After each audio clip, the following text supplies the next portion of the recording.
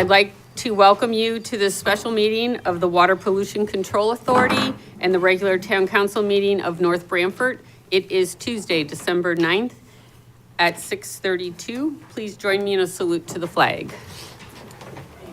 I pledge allegiance to the flag of the United States of America and to the republic for which it stands, one nation, under God, indivisible, with liberty and justice for all. Roll call. Mayor Angeloni. Here. Deputy Mayor McMillan. Present. Counselor Diamond. Here. Counselor Gold. Here. Counselor Mace. Here. Counselor Miller. Here. Counselor Felicia. Here. Counselor Whitworth. Here. And Counselor Zampano. Here. Okay.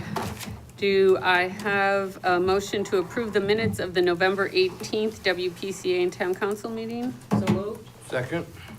Motion was made by Counselor Diamond, seconded by Deputy Mayor McMillan. Discussion?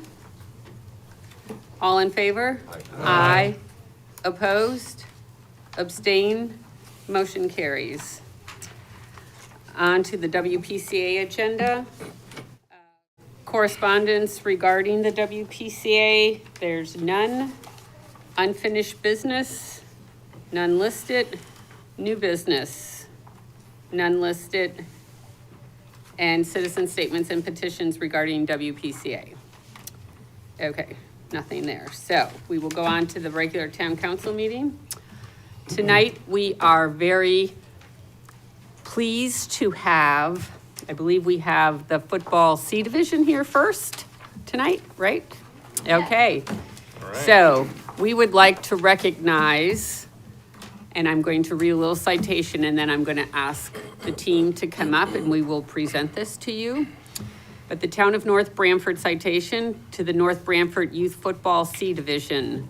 Whereas the North Branford Youth Football C Division football has demonstrated remarkable dedication, resilience, and sportsmanship, qualities that reflect not only their talent on the field, but also their character off of it.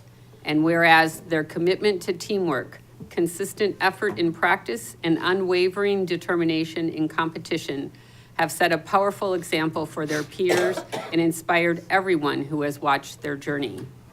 And whereas this team has shown what can be achieved when young athletes believe in one another and play with passion and purpose. And whereas their achievements are a testament to the support of devoted coaches, families, and mentors who have guided them every step of the way. Then be it therefore resolved that the Town Council of the Town of North Branford hereby congratulates the North Branford Youth Football C Division team on their first ever title and celebrates not only their victory, but also the hard work, discipline, and growth that made their victory possible. Dated this 9th day of December 2025 and authorized by my signature, Mayor Rose Angeloni. And on behalf of the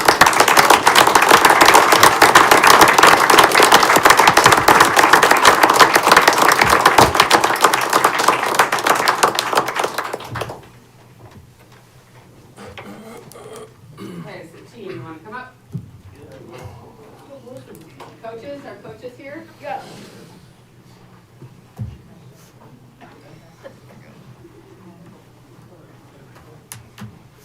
Okay. Coach. Are you, sir?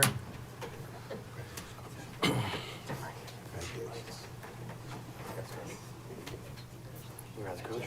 Congrats,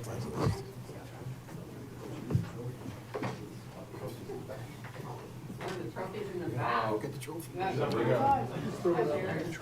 All right. Yeah, you're in TV.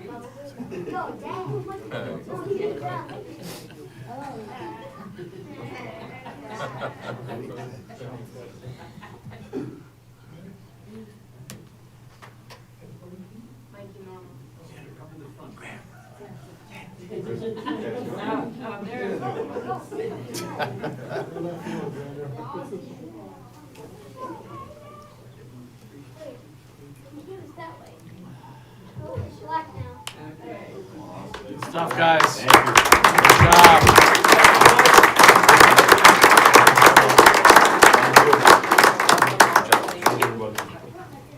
Also, I see Coach Salvati's in the back here. Coach Salvati is the high school football coach.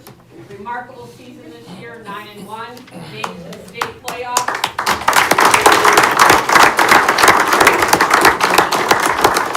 Congratulations to you and to the Thunderbirds. I know it didn't turn out exactly the way you wanted, year 3, but year 3 making it to state playoffs. Congratulations to you and your team, remarkable. So thank you. Yeah. Oh.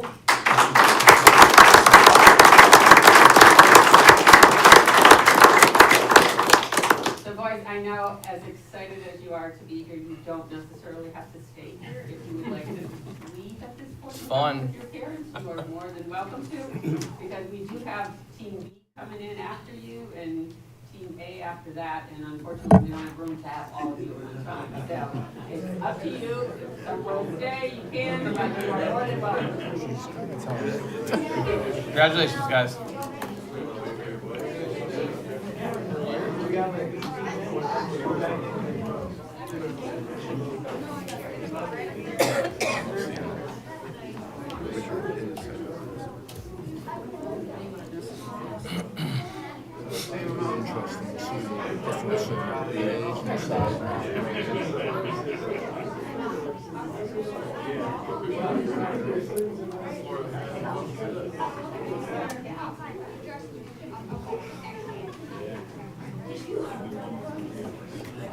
So we all thought that's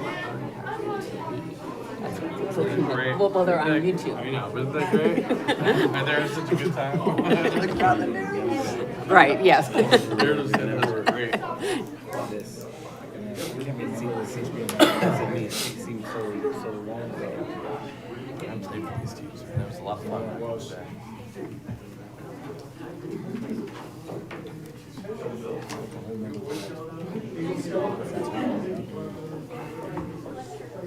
Jim, think we should still play? I picked one down. First 4 years. Okay, the next item on our agenda is community events and presentations. And we are honoring tonight years of service to the town employee who just recently retired with a presentation. And this is for John Calamita, who retired from Public Works. Unfortunately, John could not be with us tonight. I will recognize him publicly tonight with the plaque. I've talked to his wife. I am going to retain the plaque, and when he is feeling up to it, I will bring it to him and present it to him at his home. That's very nice. So, the town of North Branford, recognition of retirement to John Calamita from September 16th, 1997 to 11/7/2025. The town extends thanks to you for your 28 years of dedicated service on the occasion of your retirement. Please accept our appreciation for your countless contributions and commitment to service on behalf of the citizens of North Branford over your distinguished tenure. So thank you, John, for your 28 years of service, and we wish you the best.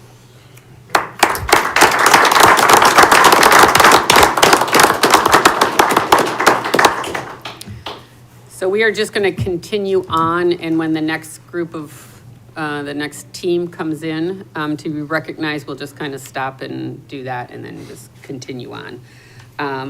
So we're on to reports of committees, boards, and commissions.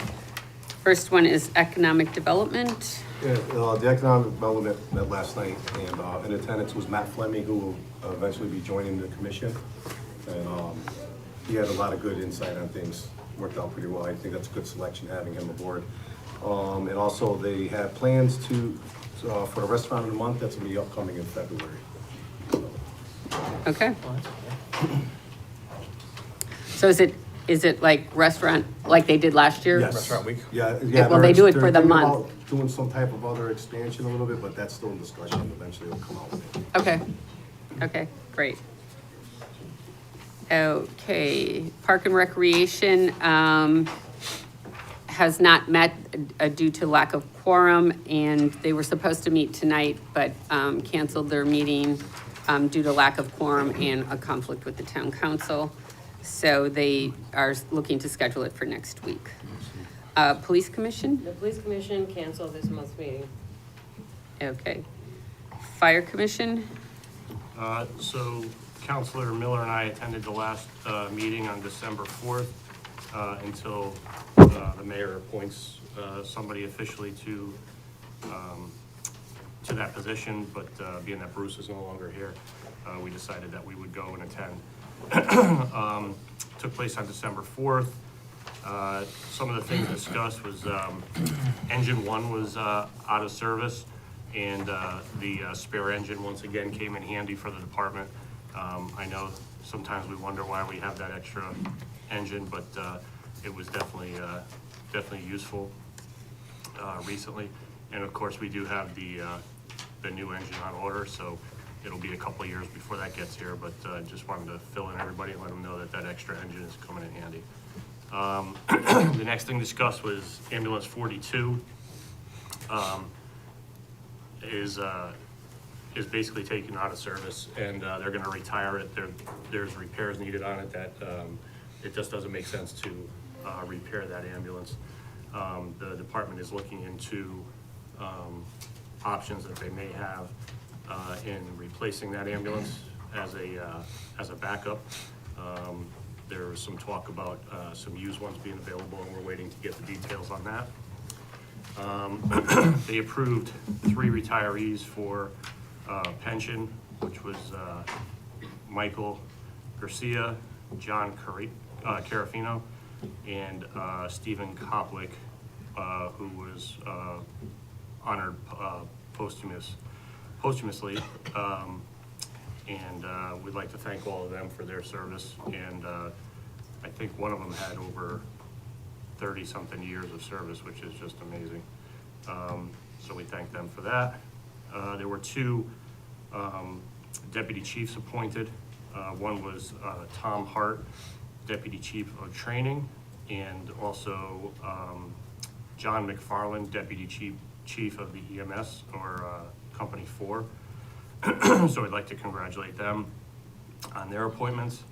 And I briefly had a conversation with John McFarland and asked him how you guys remember a few years ago, we gave the volunteers stipends to volunteer on the ambulance because we were having a hard time getting those positions filled.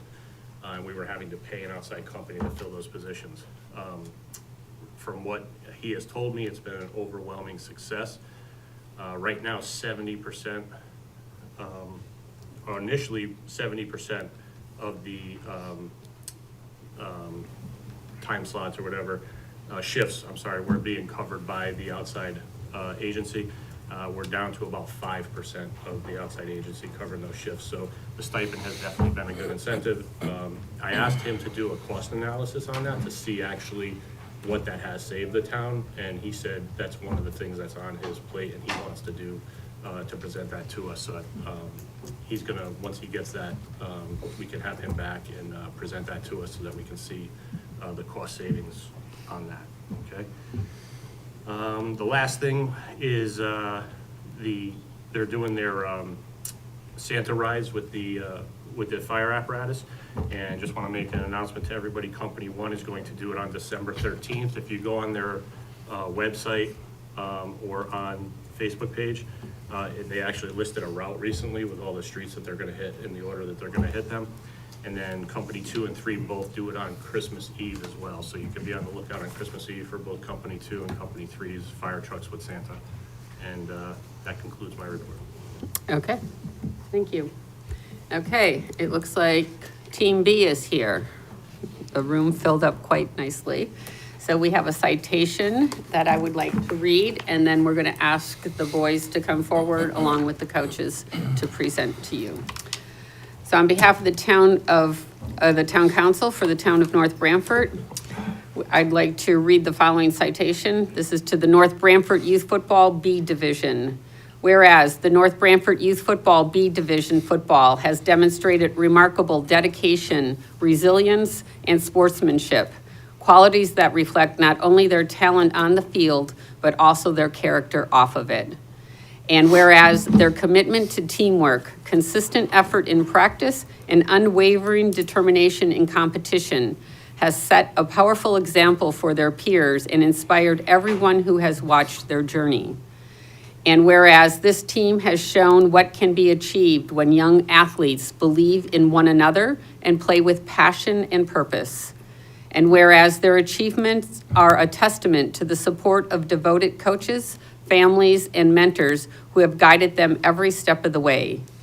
Then be it therefore resolved that the Town Council of the Town of North Branford hereby congratulates the North Branford Youth Football B Division on their third win in 2 years and celebrates not only their victory, but also the hard work, discipline, and growth that made their victory possible. Dated this 9th day of September 2025 and authorized by my signature, Rose Angeloni, Mayor.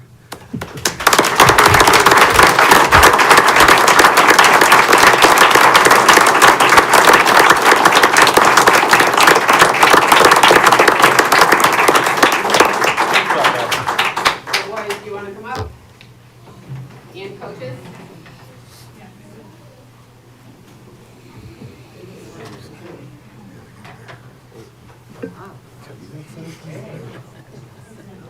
Got a lineman coming up. Good job, coach. Good job, coach. Congratulations. Good job. There you go.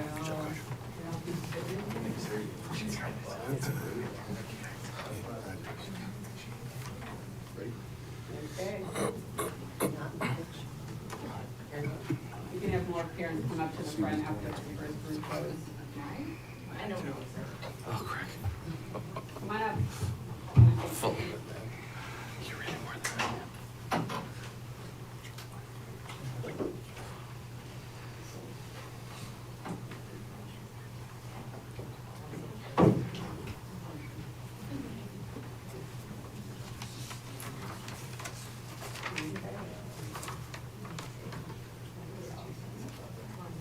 All right. Congratulations. Good job, boys.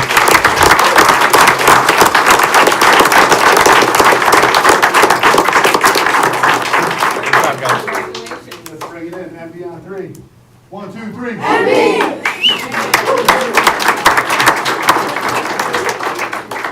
Nice trophy.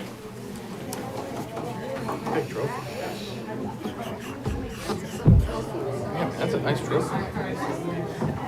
It used to be this big. I was gonna say, I remember, it used to be small. So you are more than welcome to stay for the meeting, but I know you probably have much better things to do, and you're more than welcome to leave at this time. If any of you want to stay for the A team coming, you're more than welcome to do that too.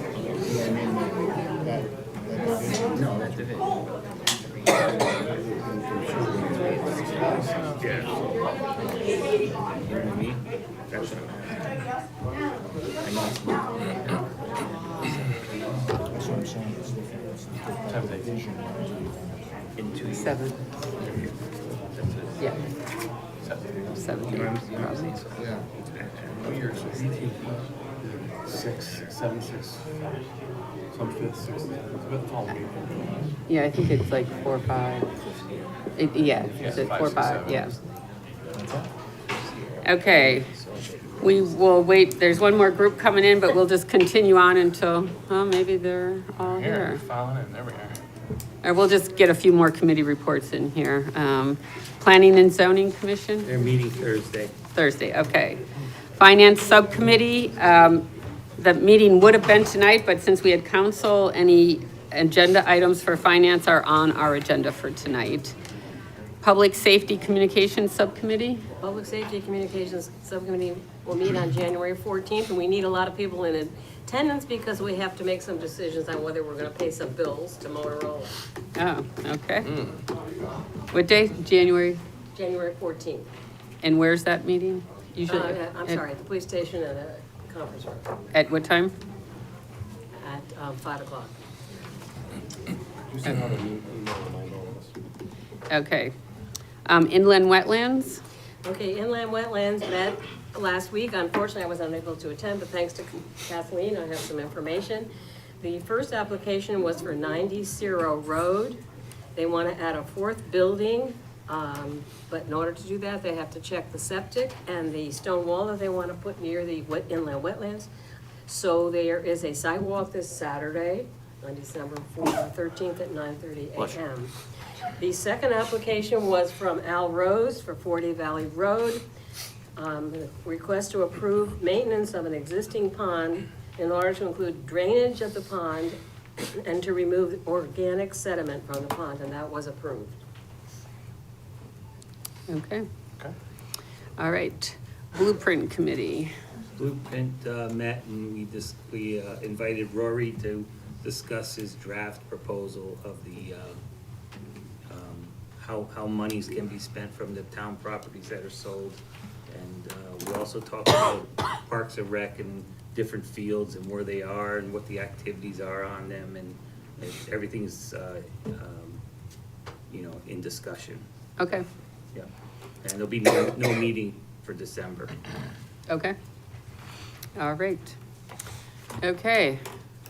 A-team here, is everyone here for A-team? Okay, so we're gonna go ahead with, so we have, the town council would like to recognize our youth football A division team.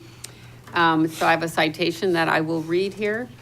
On behalf of the town council, this is a citation for the North Branford Youth Football A Division. Whereas the North Branford Youth Football A Division football has demonstrated remarkable dedication, resilience, and sportsmanship, qualities that reflect not only their talent on the field, but also their character off of it. And whereas their commitment to teamwork, consistent effort in practice, and unwavering determination in competition have set a powerful example for their peers and inspired everyone who has watched their journey. And whereas this team has shown what can be achieved when young athletes believe in one another and play with passion and purpose. And whereas their achievements are a testament to the support of devoted coaches, families, and mentors who have guided them every step of the way, then be it therefore resolved that the town council of the town of North Branford hereby congratulates the North Branford Youth Football A Division team on their third consecutive title and celebrates not only their victory, but also the hard work, discipline, and growth that made their victory possible. Dated this 9th day of December 2025 and authorized by my signature, Rose Angeloni, Mayor.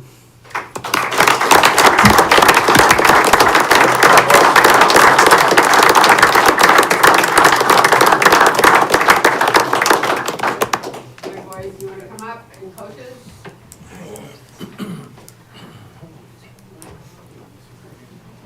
Good job, guys.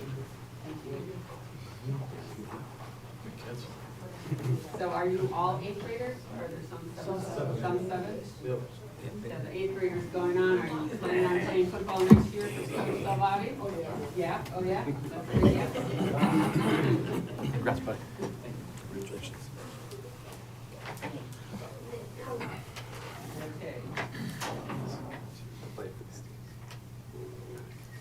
Okay, if any parents want to come up front to take pictures, you're more than welcome to come up. Good job. Congratulations. You guys ready? Yes. I think some parents are still taking. Sorry. I know. You're dressed like you're ready to go out on the field. Thank you. Okay. Danny's tired.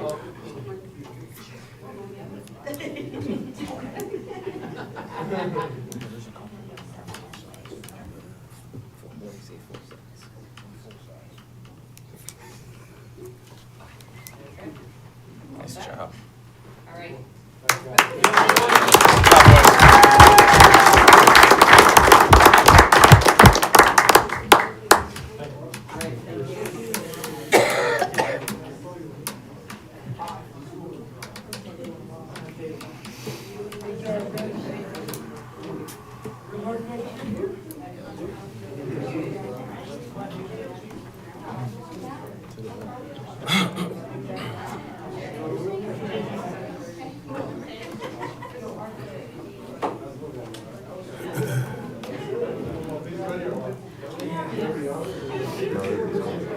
Yeah, Oh, yeah, that's big boys. yes. Got a good. Got some full-size kids on that. Yeah, man. Yeah. Receivers on that. Big boy. What are the grades on the first group, the C group? What grade are those guys I on? figure first ones were probably Fourth, third, fifth. fourth, and fifth. Yeah. And these are like fifth, sixth, and seventh, and then the 17th, or this team. Yeah. They blend, it's all in. I will tell you, so I went to the first playoff game last week. North Branford played Sheehan, and you thought we had some big boys on the line. They really had some big boys on the line, so it didn't come out the way North Branford wanted to, but, you know, they made playoffs, first round of playoffs, and they had a record of 9-1, so they had a great season. So Coach Salvati has some good kids coming up in the next, out of this group here, these eighth graders. Mayor, can I just add a little bit to that? Sure. So, you know, the North Branford football team, I typed up something, so just to let you know. Football team had a playoff game and having a better record earned a home field advantage to play at home. You know, of course, it didn't go the way we wanted. The North Branford High School football team earned home field advantage for their playoff game based on a superior regular season record. Despite this, the opposing team, accustomed to playing on turf, made several attempts to have the game relocated to a turf facility. Their concerns were escalated to the CIAC, prompting a site visit from CIC officials. After inspecting the North Branford High School field, the official stated that it was the best field I have been across the state and rejected the opponent's request. A second attempt on the day of the game to move the game made during the match, before the matchup. Once again, the CIC official visited the field, reaffirmed his decision, knowing that while he had recently seen another impressive facility, the North Branford High School field remained best in the state. I would like to express my sincere appreciation to Coach Salvati for standing firm and preserving our well-earned home field advantage. I also want to extend my thanks to Fran Marilla and Dan Celentano and the entire Department of Public Works team for their year-round commitment to maintaining all our town fields, especially the North Branford High School football field. Their hard work and dedication continue to make a tremendous difference in our student, athletes, and community. Thank you.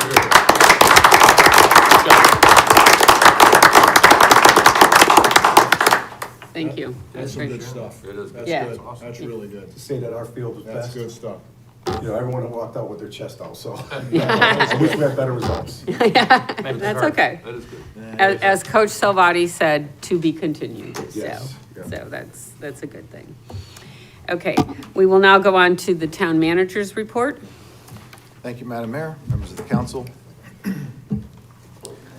Town of North Branford held its annual tree lighting event last Friday night. It was a remarkable and well-attended event to ring in the holidays despite the cold weather. Nina Paradis won our raffle to turn on the tree lights with some assistance from our mayor, Rose Angeloni. As always, this event is made special every year by our staff at Park and Rec and our volunteers. Special thanks go to Cliff Potter for the hay rides, the MB High School Choir, North Branford Rotary, and MC Mike Pradati, as well as Santa Claus and Mrs. Claus, and our Public Works, Police, and Fire Departments for their support as well, and our generous sponsors for the fireworks display. We'll be doing a ribbon cutting for Lash Studio, a salon offering a variety of eyelash treatments, facials, and waxing services on Wednesday, December 10th at 2 p.m. The Lash Studio is located at 1211 Foxen Road. Parks and Recreation will be hosting home-cooked dinners the second Friday of every month from 5:30 p.m. to 7 o'clock p.m. at the Stanley T. Williams Community Center. Upcoming dates are Friday, December 12th, Friday, January 9th, and Friday, February 13th for a suggested donation of $5 per person. And the Senior Center Holiday Luncheon will take place Thursday, December 18th at 12 noon at Stanley T. Williams.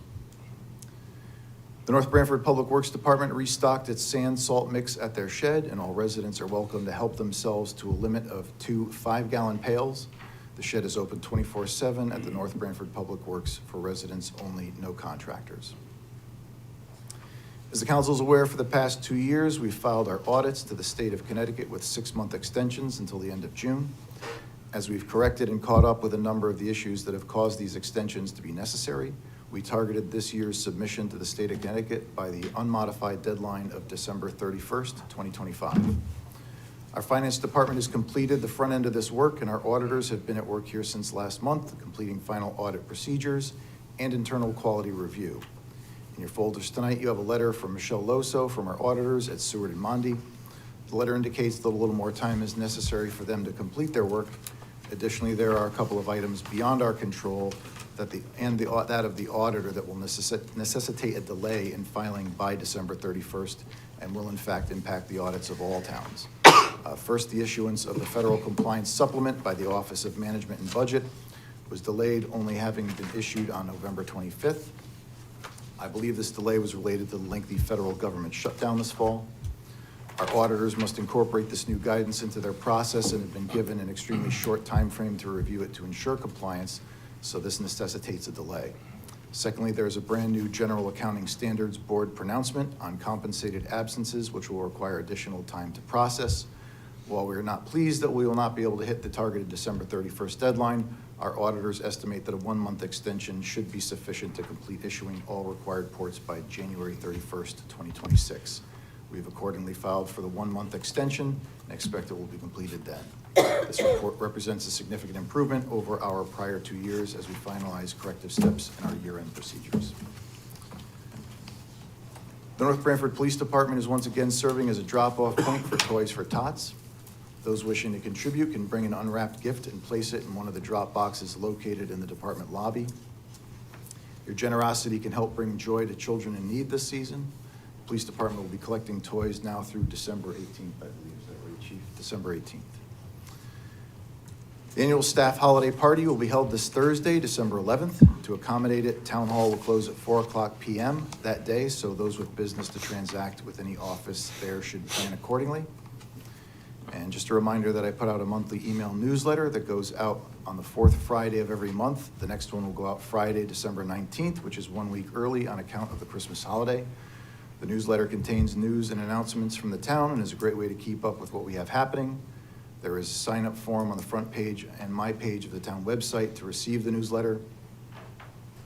Also, as a reminder, we have town emergency notifications available through Civic Ready. The residents can sign up for. You can text North Branford, no spaces, to 38276 to get emergency alerts and community notifications. You can also sign up online, northbranfordct.gov/alerts, or call 475-655-0400 to sign up via phone. Notifications go out via text, email, and phone call. Finally, on a personal note, as the council is aware, I have received and accepted an offer for a new opportunity and will be departing my position as town manager. This decision was not made lightly. I deeply appreciate the opportunity the North Branford Town Council gave me to serve the residents of the community I was born and raised in. I am especially grateful for the opportunity I've had to work with such an amazing town staff.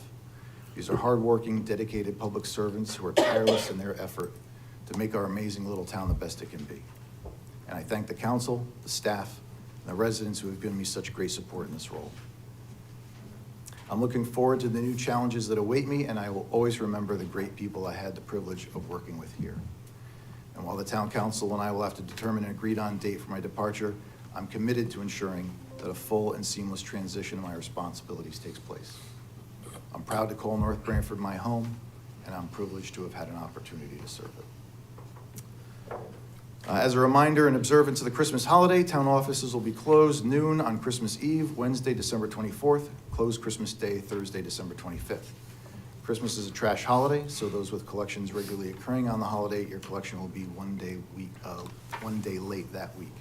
I wish the members of the council, our staff, and all residents an enjoyable Christmas and a happy Hanukkah with family, friends, and loved ones. That concludes my report. Okay, thank you. Next is Permanent Project Building Committee. Thank you. Permanent Project Building Committee, North Branford Police Department. The HVAC is still being reviewed and adjustments are being made, and the commissioning report has just been received. North Branford High School glass replacements are in process with 12 items left. Review of the green roof leak is still ongoing, and warranty closeout review is in process. Edward Smith Library HVAC engineer is preparing the drawings, and plans to advertise are being projected for January. And the RFP for commissioning agent has been received and is under review by PPBC. DPW building construction remains in process. Furniture is scheduled for this Friday. Stanley T. Williams Community Center renovation project, the ceiling tile replacement is nearly complete, and NBHS storage building. The foundation has been poured, and further work will commence in the spring. That concludes my report. So on Public Works Building, once furniture comes in this week, because I know it was kind of a two-phase, will the crew be moving back into Public Works? I don't know if we're gonna be moving them right in back there. Dan? Yeah, so yeah, this Friday, the crew will move into phase one. That's like the employee wing, locker rooms, bathrooms, break room, lunchroom. Where have they been, where has that been on site, in the garage area? Currently, yeah, we're out in one of the garage bays temporarily. Which is rather cold and Yeah. not the best. Not the best, but we may do. Okay, And phase two should be later in January. which is the That- office? That's the office, conference room, public bathroom. Okay, Yep. okay, great. Okay. On to citizen statements, petitions, and correspondence. Can I move this over? Oh, yeah, go ahead. I just moved it for the photos. Let me first congratulate you Thank you. on your new venture. Bill Savastano, Sunnyside Drive. Welcome back, Vinnie, Mr. Whitworth, to the council, all council members. Going forward, let's have a good year. Merry Christmas, Happy New Year to all. I'm here as a taxpayer resident tonight. I'm talking about the trash contract on the agenda tonight. So again, I'll be talking as a resident, but I'll be hinting about, something that maybe have said in our committee or whatever. I'm not speaking for the committee, and I'm also here to be helpful. So I know you're gonna have discussion. There's quite a bit there. I don't know how much you're gonna get through tonight, but I'll be here for questions. I know that it's not always recommended back and forth, but I'll be happy to do it. So it's nice to see that the trash contract is up so early, so we can work it out and have some, deliberations on it. I'd like to state that the obvious, and that's, we all know about the costs and how everything is going up, even in the contracts and whatever. I'd urge you to take, the council, take your time and discuss all aspects. Maybe even set up, if you think you need it, a subcommittee to go over the contract. I went over the 3 pages, the first 3 pages of tonight, but I really didn't have time to go through the regular contract. See if anything happened there. Because down through the years, there was a couple of things that got omitted conveniently. So, so you may set up a subcommittee if anybody's interested on the council. We meet Thursday night. I know Thursday's your holiday party, but if you want to just stop by our meeting and, well, it's not, the contract is not on the agenda. But if you want to just see what we do, talk about the contract and the information we give you, be more than helpful. So my message to the council is to be informed and push back. I think that's the thing that a lot of us don't do often. I've been coming to a lot of meetings down through the years, and I just kind of feel as though if whoever it is gets up here and quotes a price or whatever, you accept it. You gotta push back. In your own family, you go buy a car or you go have the plumber come in, you kind of push back a little bit. See if he's got a cushion there. That's a big word. A lot of these companies have a cushion. I mean, you can tell by when you go out to bid. Now, the bid process is different. If you got 5 bids, and you got a high one and you got a low one. You know, the high one, all aspects being the same. And you gotta know that guy's built up a big cushion. Well, you gotta work into that cushion. And I feel as though the John's contract is, there was no pushback.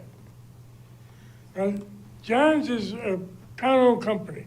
There's no reason why we shouldn't be doing business with him at all, with all his land and trucks and stuff like that. So I'm for the hometown guy. So I want to relate something. Almost 5 years ago, I spoke, you might have remembered, at the end of the last contract, and how disappointed I was because of a couple of things I just said. I didn't feel as though there was much pushback. If you remember the particulars, there was a real messy situation, mirror closed. We were coming out of the pandemic. The meetings weren't even, were a little kind of strange. So this year we should be in a different situation. I feel that John's had too much of a cushion, and I mentioned this a minute ago, and we need to push back against that cushion.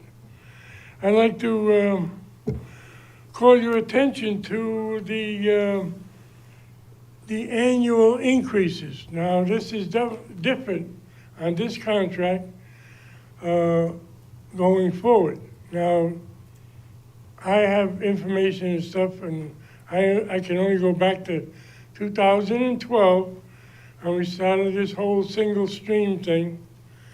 And there was always a contract price and a 2.5% increase every year. That was what they call the escalator every year.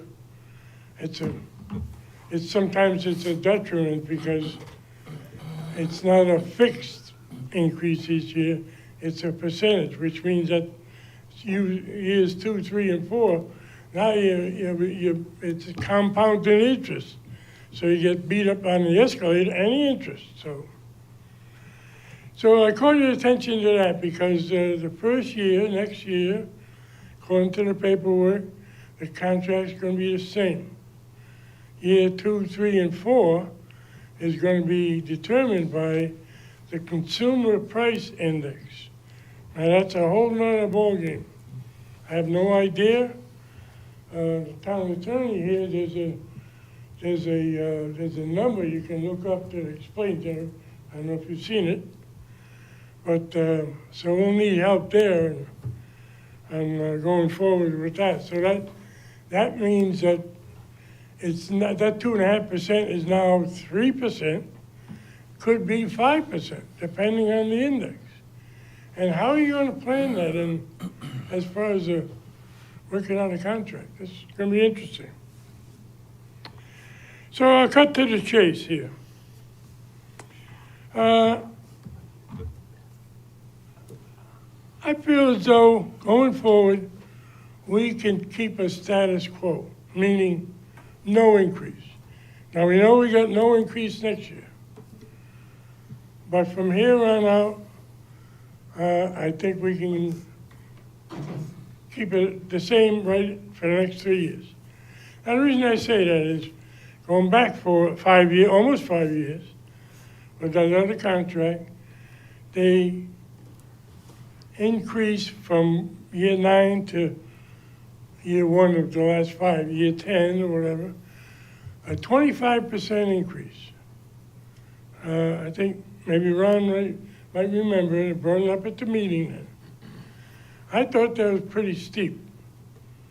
Now, not only did he increase it 25%, but he took away bulky waste.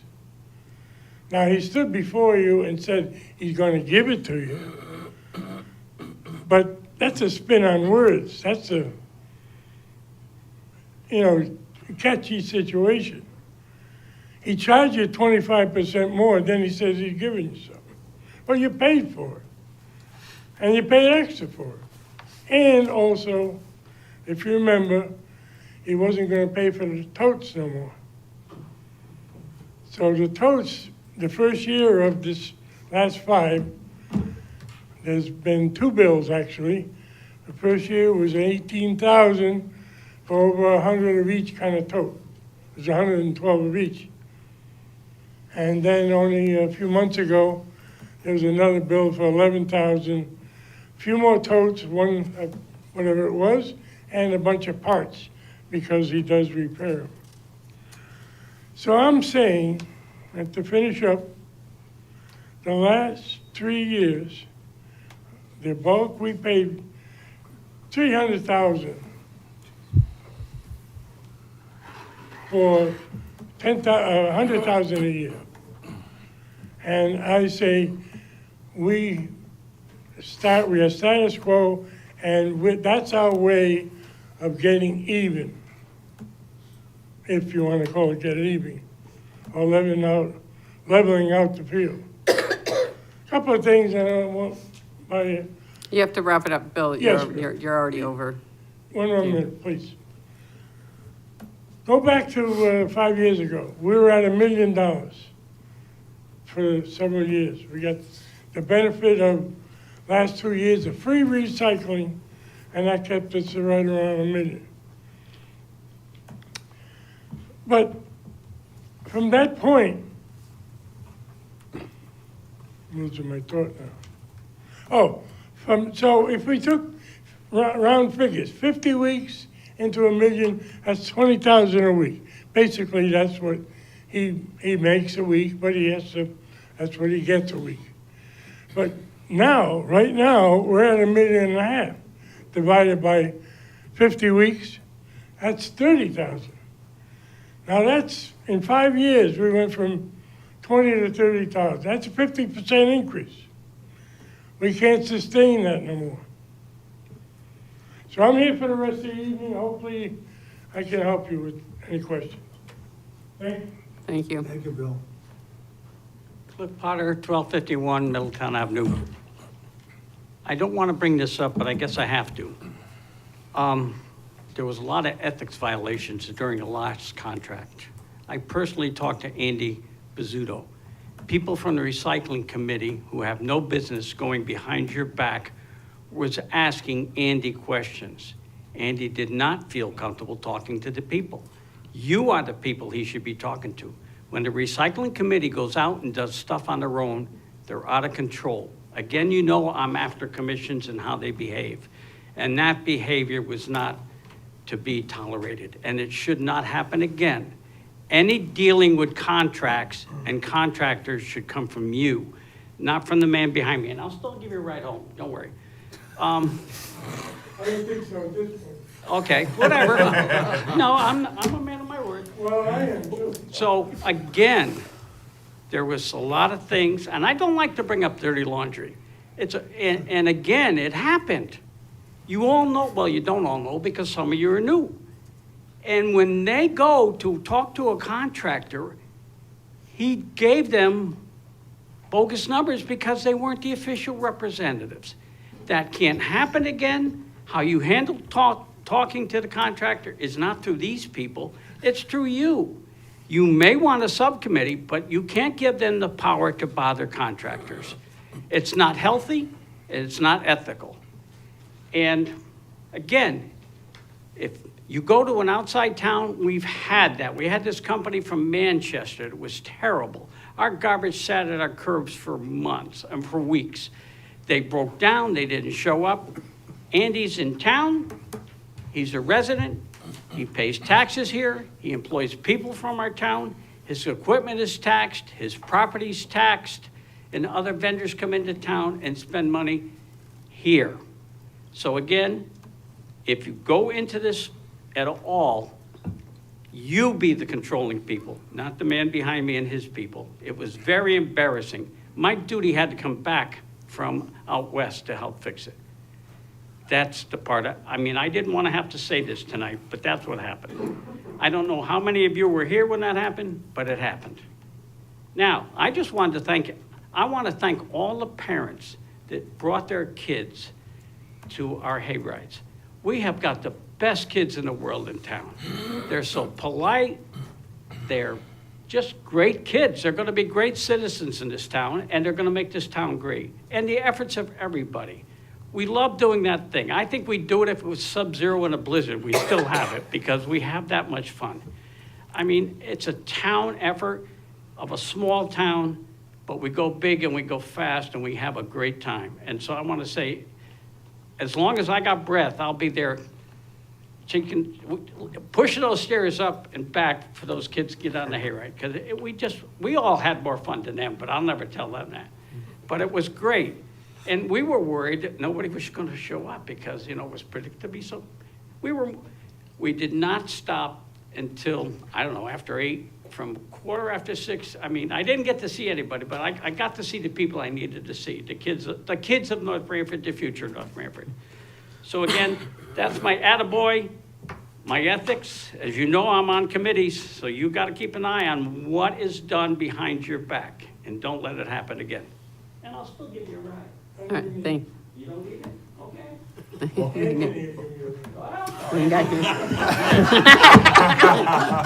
Anthony's newest job, Uber.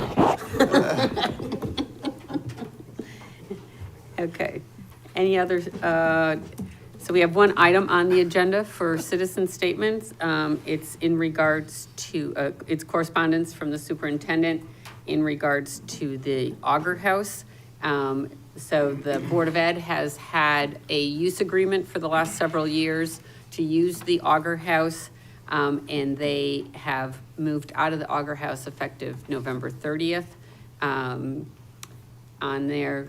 And I just want to make sure we have changed everything over, insurance and all utilities, so. I'll check with Michael from It's the all in audience. process. Okay, so we don't have to worry about No. any frozen pipes or anything No, like no, that? we're We're good. good, okay, just, on there. So this is, back, so the town now has use of it, actually for the tree lighting on Friday night. Beyond the Horizon, is an organization in town that works closely with Park and Rec, and they had a, sensory-friendly, setup in the Auger House for kids. Anyone that, needed a little break from all of the noise and commotion out there, and they set up a really nice, thing on the inside so people could go inside. So it will be, an area that the town can now use. And I believe our Park and Rec Department, is already thinking of some ideas of how to use it, so, which is a good thing. Refresh my memory, where did they put that program now? Is it in the Right. high school? Right now, it's in the auditorium. Okay. Some additional space in there. Part of the reason is that program is growing and they will outgrow the Auger House, so they are looking for space that they can move into, but for the time being, they are over in the auditorium I just right now. couldn't remember where that is. Yeah, that's where they moved to, on there. Okay, on to, are there any other public comments, citizen statements? Okay, resignations and appointments. The first appointment is, do I have a motion to accept the appointment of Elizabeth Sienna as a representative to the Pension Committee for the Board of Education? Motion. Second. Motion was made by Counselor Miller, seconded by Counselor Palicia. Discussion? All in favor? Aye. Opposed? Abstain? Motion carries. Madam Mayor, if I The could, next I would is- just want to note that in the memo there, you'll want to note the terms of expiration there, and I have the motions written out there for you. So that first one should just be noted that it's a December 1st, 2027 expiration. 12/1/27? Correct. Okay. Okay. Do I have an appointment for Victoria Lanza as an alternate to the Pension Committee for the Board of Education, term to expire 12/1/27? So moved. Second. Motion was made by Counselor Diamond, second by Deputy Mayor McMillan. Discussion? All in favor? Aye. Opposed? Abstain? Motion carries. Is there a date for the next one for a permanent project? No, those, as noted in the motion, those expire on the completion of the projects they're associated with. Okay, all right. So do I hear an appointment of Elizabeth Sienna as representative to the Permanent Project Building Committee for the Board of Education for the North Branford High School project? So moved. Second. Motion was made by Counselor Diamond, seconded by Deputy Mayor McMillan. Discussion? One thing about that, if I may. Having been on permanent projects, some of you may know, those meetings go for hours, 3 hours sometimes. Every Monday, Jeff, you'll know that Liz Sienna was there routinely. So she sat through all those meetings, and she's a real trooper when it comes to that, so I strongly endorse this. Okay. Any other discussion? All in favor? Aye. Opposed? Abstain? Motion carries. Do I hear an appointment of Kim Dawson as representative to the Permanent Project Building Committee for the Board of Education for the North Branford High School? She is replacing Zach Canada. That motion? Second. Motion was made by Deputy Mayor McMillan, seconded by Counselor Diamond. Discussion? All in favor? Aye. Opposed? Abstain? Motion carries. The next is appointment of Matthew Fleming, unaffiliated, to the Economic Development Commission to replace Melissa Pantaleo as commercial with marketing background, term to expire 12/31/27. Motion? Second. Motion by Counselor Miller, seconded by Counselor Diamond. Discussion? There was his resume in our packet, which we had asked to have, so, because he is a new appointment on there. All in favor? Aye. Opposed? Abstain? Motion carries. Okay. On to unfinished business discussion and action. Proposed policy for use of economic development fund from sale of town-owned properties. Good evening. So last month, revised draft was presented to you, and then you requested that I bring it to the Blueprint Committee to solicit their feedback. As counselors and panel mentioned, I brought it there last month, introduced it to them, and the draft that's before you tonight is unchanged from last month.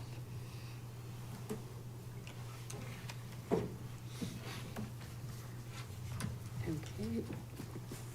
Okay, so there is a motion on page 25 of our packet. That the town council approve the economic development fund policy as presented. Second. Motion was made by Counselor Diamond, seconded by Deputy Mayor McMillan. Discussion? Could I just ask, can anybody make an application for the funding? Is that how it's gonna work? Would it be publicized so anybody in town who had an idea or a business could then make that? Yeah, theoretically, it's also written so that if there is a program that would involve members of the public applying for funds, so for example, like a facade improvement program, that it would go through the same process, the individual applications. So there would be an official application they could ask for? We haven't drafted a form yet. We certainly could. Depends on the type of program that's being proposed. We could take a look at whether we could accommodate, all types of applications. So if the Economic Development Commission came up with an idea, like they wanted to institute a facade program, let's say, so they would make a proposal to the council? Correct. And ask for X number of dollars type of thing out of the fund, and then an application for that specific program would be developed and the program would be advertised, that And type of thing? Individual applications for that program would also come to the council for approval. Right, okay. Okay. So the motion has been made and seconded. Any other discussion? All in favor? Aye. Aye. Opposed? Abstain? Motion carries. Thank you. Okay. Next item is proposed ordinance 2025-1, right to farm ordinance, referred from the Agriculture Commission.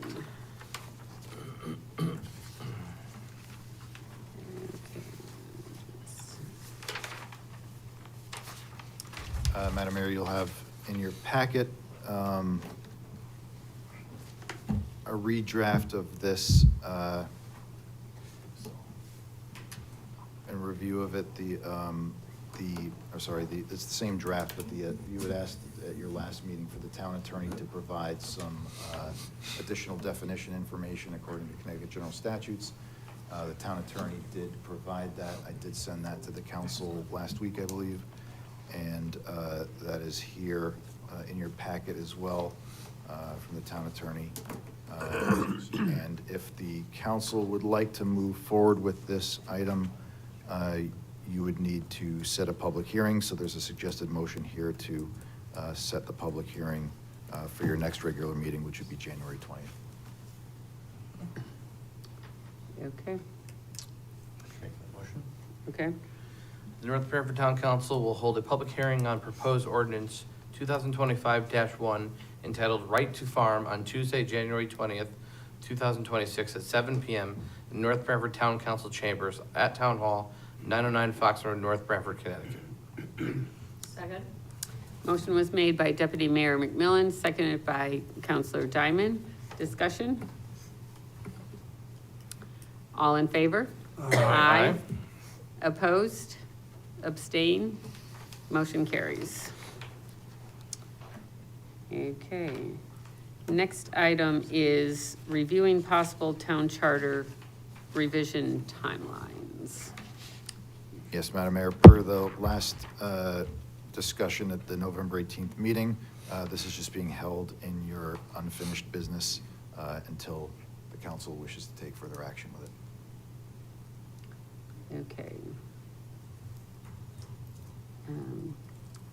So does anyone have any, so the discussion, or the issue here is the council needs, if we are going to move forward with town charter revision, in order to get it on the ballot, if it does move forward, we have to make a decision on this by our January meeting on there, so that there's enough time to form the committee, give them their charge, they meet, they have to have a report. We have to finalize everything by by August, our August meeting, so that the town clerk has it and everything gets on the ballot. So, I am just gonna open it up for discussion right now. If there's anything, just to get a feeling, are we moving forward with this? Do you need more time? Would you like to wait until January to make a final decision on this? But we just need to. Well, I've talked to some people that were involved in the town for years in terms of this. And unless we were going to look at a number of issues within the charter, I've been told that it's quite a laborious task. It is. And I think we need to know how many areas are we looking at? If we're only looking at the 15% of the votes, is it really necessary? Or can we do a better job of advertising? From what people I've talked to in town that have been through it in the past, it is quite a task. It is, And yes. Is that the only topic? If it is there a different way to do it? That's my question. I agree, we have to know what we're going after, what we're looking to go after, and look at and judge or change or whatever it may be. I think we need to get a better idea and work with our town attorney to have a better idea of maybe what some modernized towns like ourselves are doing and get some ideas of what may be best to move forward if we're gonna do this. And I don't think we're ready to do that tonight, but I do think if we're gonna make a decision, we have to do it by January. But we should have some caucus conversations and get some ideas floated around. I like to add something. The charter was formed, according to reading the charter, in 1971. It's a long time ago. The last amendments were made in 1994, which is 32 years ago, okay? So I think part of the role of the committee is to identify bringing the charter up to date.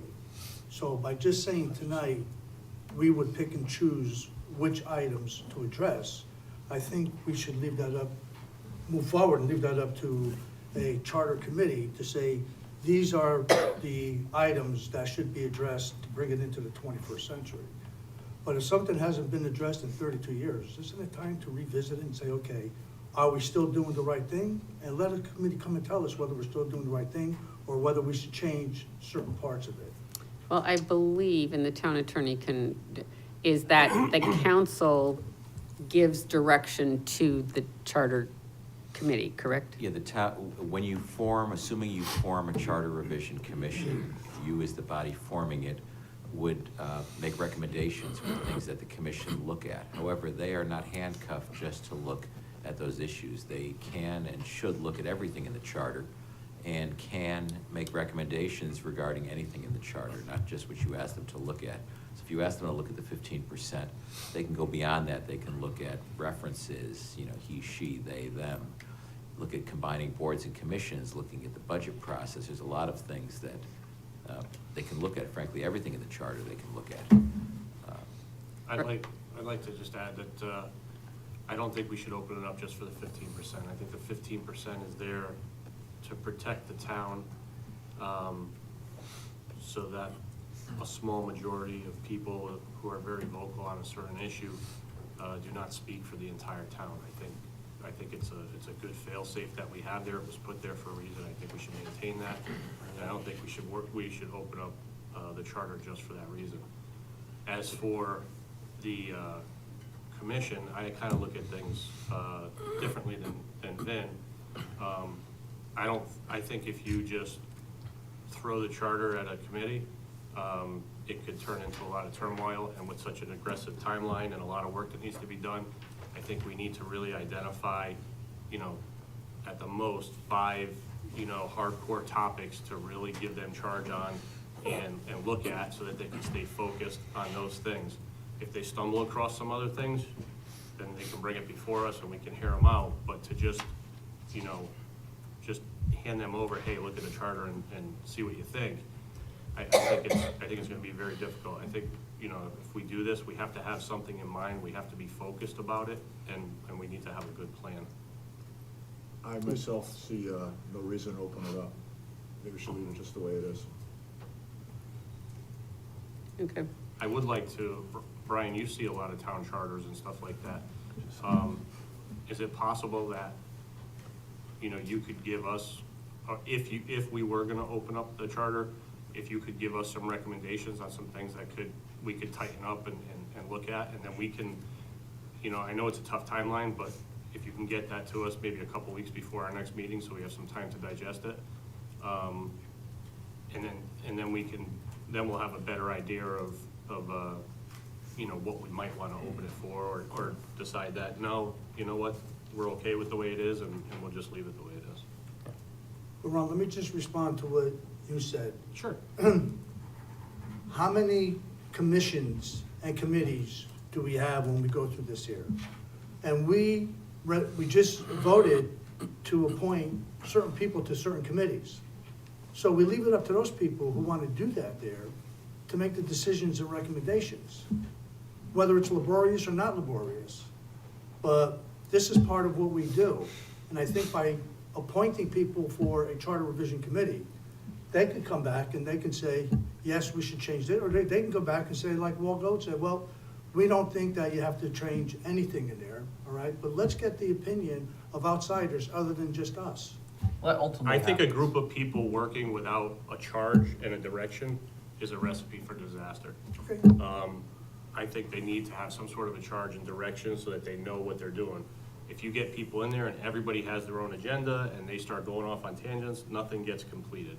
If they know that there's a charge and there's 5 topics, 4 topics, 3 topics that the town council has directed them to specifically look at, and then maybe look at other stuff, I think it helps them unite better as a group to stay focused on the topics that we're interested in, and it also helps them be more efficient in what they're looking to do. That's just my opinion. Okay. Can I ask a question? Brian, can you describe the process and how a council goes about doing what we're trying to discuss here. Yeah, and I just finished one of these in another town, it was just on the ballot in November, so we do these not all the time, but we do them frequently. You have to decide whether you want a charter revision commission, whether you want to form it, and if you do, you give them some things to look at. You know, the town I just did, it had them look at the entire budget process, because they have a town meeting, adjourned town meeting, referendum process that's very complicated, and it was unworkable, it was unwieldy, the way the dates were working. So they went through that and redid their whole budget process. They keep many of the fundamentals, but they changed the areas that weren't working. They were also directed to look at certain boards and commissions, to look at, there were several topics, probably about 8 or 10 things they were asked to consider. All the members of their council came up with different points they thought should be reviewed in the charter, and then they discussed them as a whole, and they made recommendations. Yes, that's something we want the commission to look at. So they gave them quite a bit of guidance. But then when they start, I always tell the commissions, you should read the whole charter. We should go in order as we go through this thing. I'll make recommendations as we get to different sections, whether there's other ways to do it, or whether it's fine, or whether it's illegal, because times have changed, the law has changed sometimes. You have to do things differently. But they'll go through every section, focusing, of course, and answering everything that you as a council have asked them to look at, respond to your recommendations, and then you decide whether you accept their report or you don't like their report, and you want to send them back to work on it again or consider something. They're finally going to come back, and it's going to be up to you whether you accept any of their recommended changes or not, any or all of them, and then you could send them, all of them or some of them, to the electorate to vote on next November. It's kind of an overview of how the process will work, but you should give them some guidance. You folks should have an idea, not just say, look at our charter, because what does that mean? If there's things you want them to look at, there should be a reason you have them look at it. But even as we give them, or if we give them some guidance, they're still gonna open the whole charter and go through the whole. Yeah, they have the charter. right to So look which at is- anything in the charter Yeah, and make okay. recommendations And regarding responsibility. anything. You can't limit them, you cannot limit them to any Right. certain Okay. items. But we ultimately have the final say. That's correct. Yeah, it comes back to us. You can reject their report. You could say, thank you for the last 9 months. Here's your certificate of appreciation, and not send it to the electorate. Or you could take one of their, recommendations out of 10, say, and just send one of them. It's up to you. You have a lot of control at the end. There could be a referendum at that point. The public could have a referendum on your rejection of what they did to get them on the ballot, but I've never seen that happen. And with this size town, would it be, you think, a half a dozen people on a committee? Yeah, the number has to be, you've got to make at least that many people. You have to do, I'm trying to go to the number here, I don't have my notes on how many. I thought it was 5 to 15. It's like 5 to 15, yeah. Okay. You want a good cross-section of people. You want to make sure you have enough that are going to show up at the meetings. Yeah. You don't have an issue, not have a quorum, because it's a lot of work. It's a laborious task. It's not the most interesting. You got to get people that want to read the charter and spend the time to read that document and think about it. The reason I'm basically so negative of just not opening it is I haven't heard anything from anybody the whole time we've really talked about it, where it's like this real issue that we have to straighten. I haven't heard any like really strong reason to open it up. To me, I think we're just looking for trouble. Like I haven't, not that we're perfect, but I haven't heard any, Strong I don't understand arguments. all the details to it, but I haven't heard anything that says to me, oh my God, we gotta definitely take care, we gotta do something here. Like, I haven't heard anything. Can we ask, and I think you've already asked this, and I did mention it earlier, can Brian take a look at the charter and see if there's anything glaring that may be out of date? And then we can have a better idea of what maybe we should be looking at? Or if there's nothing that's, really out of line or out of the box, we don't touch it. Then, at least we're getting a professional eye to look at it, and you can use your experience with other towns and what you've seen and say, okay, here's an area where, we're antiquated, or here's a suggestion. If there's enough of them, we open it up and we do something about it, we look at it. If there's not, then we keep it put. Right now, it's just opinions, but we should probably get a professional opinion as to where we sit. Well, I think with the last budget process and the property appraisals and the tax increases, you know, people were upset. And I think that's one of the things that has to be looked at. No doubt All about right? that, but that doesn't So- change how much we need to run the town. Well, it has to be looked at, and a charter revision may be, or a referendum vote may be necessary, and let the electorate decide whether or not they like to pass it. what would they, That doesn't do anything. yeah, the reval is not in the charter. I- And so what would they be looking at in the charter related to what you just talked about? Reval, the budget, you know, Taxes. tax Well, increase? We How would is let that? them decide how they're going to look at the charter. That's part of their role, is to look at the charter to see what revisions they can make based on the information that we give them. But what's the goal? Because, I mean, the reality is any charter change, other than the 15%, there's nothing that's going to change in the amount of revenue that we need in order to run this town in the way that we are running it, right? I mean, it's not gonna change by charter. Either we have to tighten up how we run the town, or we have to have more revenue come in via more revenue coming from our back pockets, or coming from, and, you know, some type of businesses that are growing and economic, you know, development. That's the recipe, like that, the charter doesn't determine that. It's just dollars and cents to determine that. If I may, one thing to think about, you know, it usually comes down to the budgets. You know, people start these because of the budget process, for whatever reason, are we doing the right thing or not? And you have a budget process, as you know, where you have a referendum, but just one referendum. And if you don't get the 15% of the people, the budget is approved. But even if you do have the 15%, and even if they do reject the budget, they say, I reject the budget because it's too low or too high. As you know, it comes back to you folks, and you make a change. It could be $1 change. That's your budget, once you vote on it. Other towns have processes that have repeated referendums. You have to watch your timelines. It keeps going out to referendum, coming back until you have a budget where it's reduced or added to over and over until you run out of time, potentially, you know, you get the tax bills out in time. So you have a July 1st, the budget has to be in effect by July 1st. So do you want to fundamentally consider changing that? That's one thing. If you're happy with the way it works, yes. Even if you change your percentage, you know, make it lower than 15% and make it 5%. If you leave everything else the same, you could have the same result.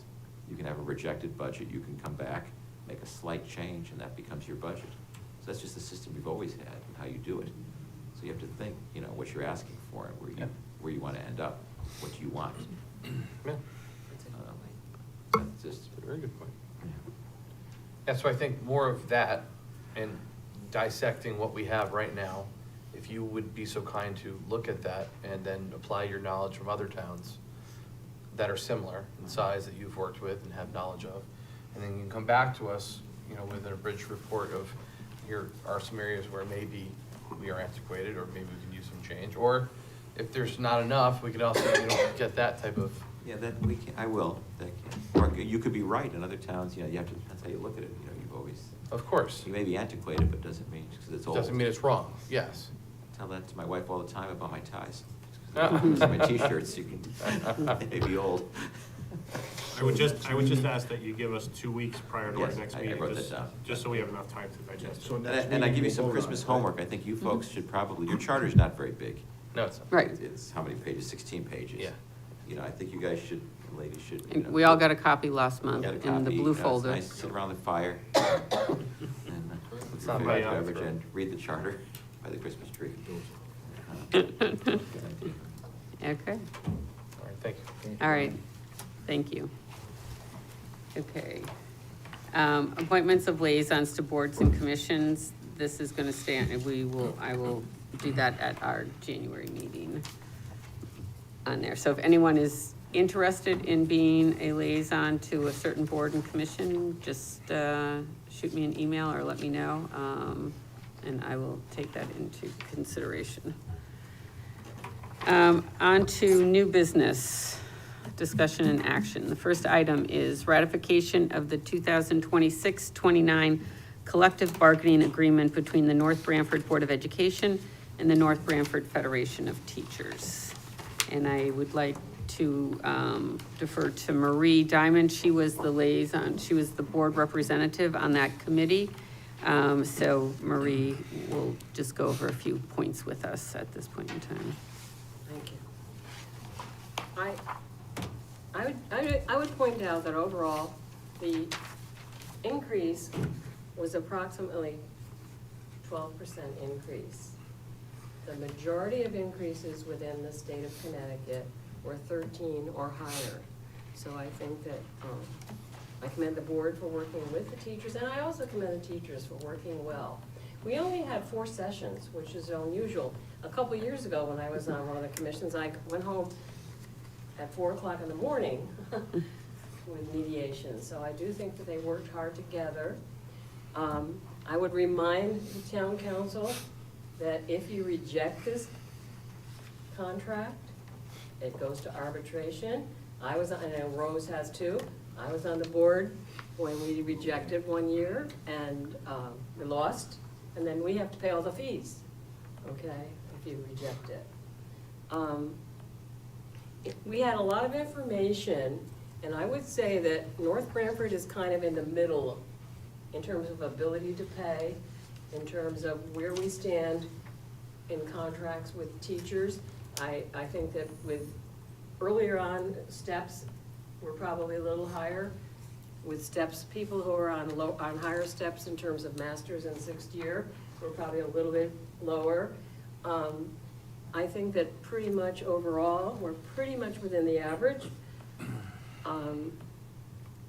Marie, if I could, sorry to interrupt, but the 12% is over how many years? That's for 3, I'm sorry, it's for 3. 3 years. And basically what, if you look carefully at the contract, at the steps, there are 12 steps, and the first 2 years, there's movement in the steps, but the last year there isn't. The last year, there's an increase at the top step, and that's pretty common in school systems, because very often the people at the top never get any kind of increase. The other thing is, I've talked to people who never get to the top because they always, in different There's no step contracts, movement. they put freezes. But I think what happened here is I think the board let the teachers make a lot of suggestions, and I think everybody felt very comfortable in terms of the results. As I said, I think that overall, and I've looked at a lot of contracts, I did a lot of research, I think North Branford worked hard and did a good job, and I would highly recommend that you. Now, we have 2 choices. We can just not act, and then it becomes the contract, or we can vote on it. I think we should support. But we could support, yes, we could support. Madam Mayor, I was really impressed with the conclusion, if everybody read it, of the report. And it says the tentative agreement demonstrates the board's appreciation of its teaching staff, but by being a full percentage point below the statewide average of wage increases. The tentative agreement also notes the committee's consideration of the cost impact on taxpayers. The results achieved in arbitration would likely be higher than those negotiated, as demonstrated by the state average. However, by reaching an agreement collaboratively, the board avoided the cost of arbitration and sent a message of cooperation and respect to its staff. For all these reasons, we recommend that the board ratify the tentative agreement. And I hereby make a motion that we adopt the recommendation of the agreement as proposed to us. There's a suggested motion There there, is a Bob. motion in there. Why don't you read that one? I can't hear you. There's a suggested motion in there. You can use it, utilize it. I don't have my computer. Well, I'll read it for you, but this is your motion. North Branford Town Council hereby approves the 2026 through 29 collective bargaining agreement between the North Branford Board of Education and North Branford Federation of Teachers. That's the motion. I'll second it. One thing I forgot to mention, the teachers' union pays the largest amount in premium share, 23%. And they have. More than any other union in this town. Yes, and they have for a number of years. Yes. I mean, they've stayed at 23%, but they've been paying 23% for at least 6 years on there, because they were paying 23% when I worked there, and I've been retired for 3 years. and they were paying it before then. So they have paid the highest amount on their premium didn't shares. change. Yes. And so I mean, I read from their board attorney, the memorandum in regards to the contract. I agree with Marie, you know, so there are 2 years that the teachers have step movement. The third year where they do not have step movement, they still get a wage increase in the step that they're on. So they still get a wage increase. But They is just, that they're just not. never moving on with it? Yeah, they're just not moving up, on there. But I totally agree with supporting the contract and voting, on the contract, not just letting it go the 30 days to show our support for the teachers in this town and for our, And you know, it's the getting step. harder and harder to find good teachers. If you read the news in this state and throughout the country, there are more and more people leaving the profession. It's harder to find people, particularly in certain areas. And I think North Branford has done very well in terms of getting some good teachers. Yeah. And, you know, agreeing to a budget like this, we have to make sure that, you know, we fund the Board of Ed budget, because they have a contract that they have to abide by, you know, and, you know, I know in the past, you know, there's been agreements, and, you know, sometimes we've gotta make sure that we take care of our teachers, you know, so that's all I have to say on that. So I think I kept requesting comparisons, because sometimes I like to look at things, what the old language was and what the new language is. And the way I received it, I had to go through the whole contract and find it myself, but I think it's a fair and good contract, you know, and I think they worked well to come to an agreement. any other discussion? Thanks for all your time, guys. Appreciate you doing all that. Yes, Marie has been our liaison to the Board of Ed for a number of years on their contracts. And I and she remember does the a- year that I was there, I walked out at 4 in the morning. believe me. Yeah, I've had some of those years when I was on the board, so, okay. Good job. So, all in favor? Aye. Opposed? Abstain? Motion carries. Okay. Next item is draft of proposed ordinance 2025-2, peddling, hawking, and vending. It's quite the ordinance title here. So, Chief, is this something with your department? Can Chief explain hawking, please? Yeah. falconing? Next meeting, January. Okay. We worked through some revisions with the town attorney. It came down to, I know at the time we had a lot of thoughts on different type of fees for vendors. I think what became settled on, from my understanding, is that we wanted to make it also fair and equitable in the way that we defined the groups that would receive the no fees. And I think we came up with the terms of using Town of North Branford. Yeah, if I may. Exact word- So what we tried to do in working with the chief is looking at, you know, how to make this more workable, equitable, and something the department can issue the permits on. So we defined mobile food vendors, something you were missing, your food trucks or your food carts. We made that a separate category.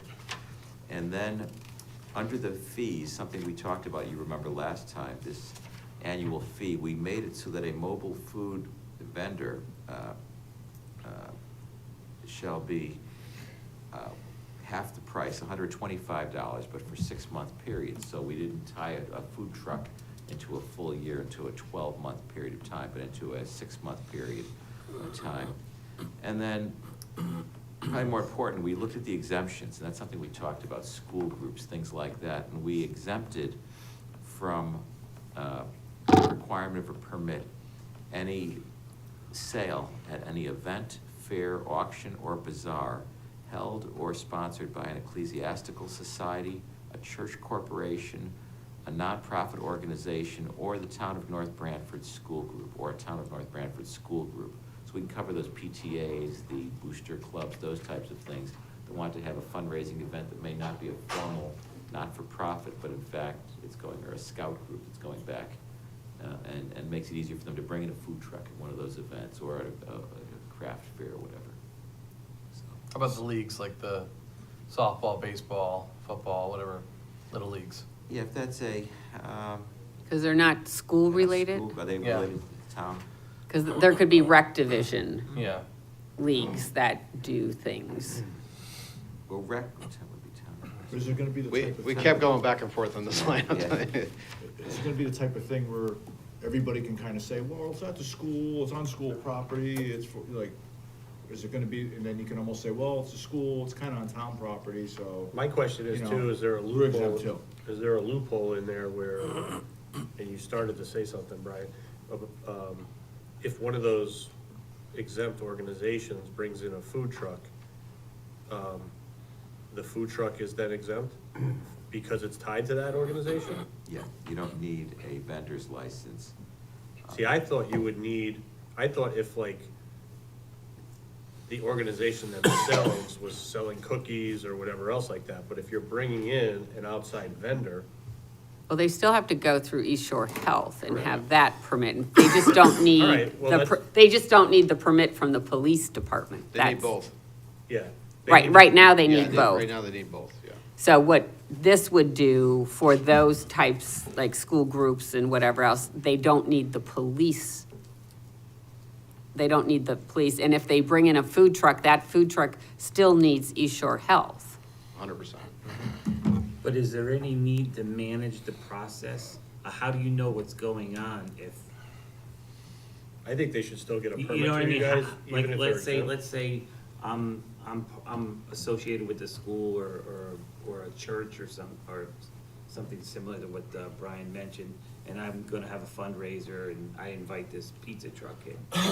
How do you know that I invited, or how does the police department know I invited that pizza truck in? Because they don't need a permit. Do you need to know? That's the other question. Do you need to know? Yeah, I mean, well, the compliance comes in whether if we stop and check or get a report of something, they're either gonna have a permit issued from the police department, or they're gonna have an explanation of what they're doing there that's gonna either meet the needs for the exception or not meet the needs for the exception, and then the ordinance will come into play of what the fine will be through the town. So I guess what you're saying to me is if that pizza truck came in, you don't need to know it. In a sense. Chief, you don't. I don't need to be notified that the truck's coming in for a Okay. specific event for something like that. You raise an interesting point, though, Yeah. as we talk about this. So I'm having my church fair, and the pizza guy shows up. And if I hired him and I get 20% of his pizza sales, that's good. It's going into my, the church coffers. If the guy just shows up, he doesn't, the way this is written, the way it's written now, he doesn't need a permit if my church has it. What if I don't want him there? I guess I can call and have you kick the truck off my property, but if he parks on the street in front of the church. I think I said this last time, I think everybody should get a permit.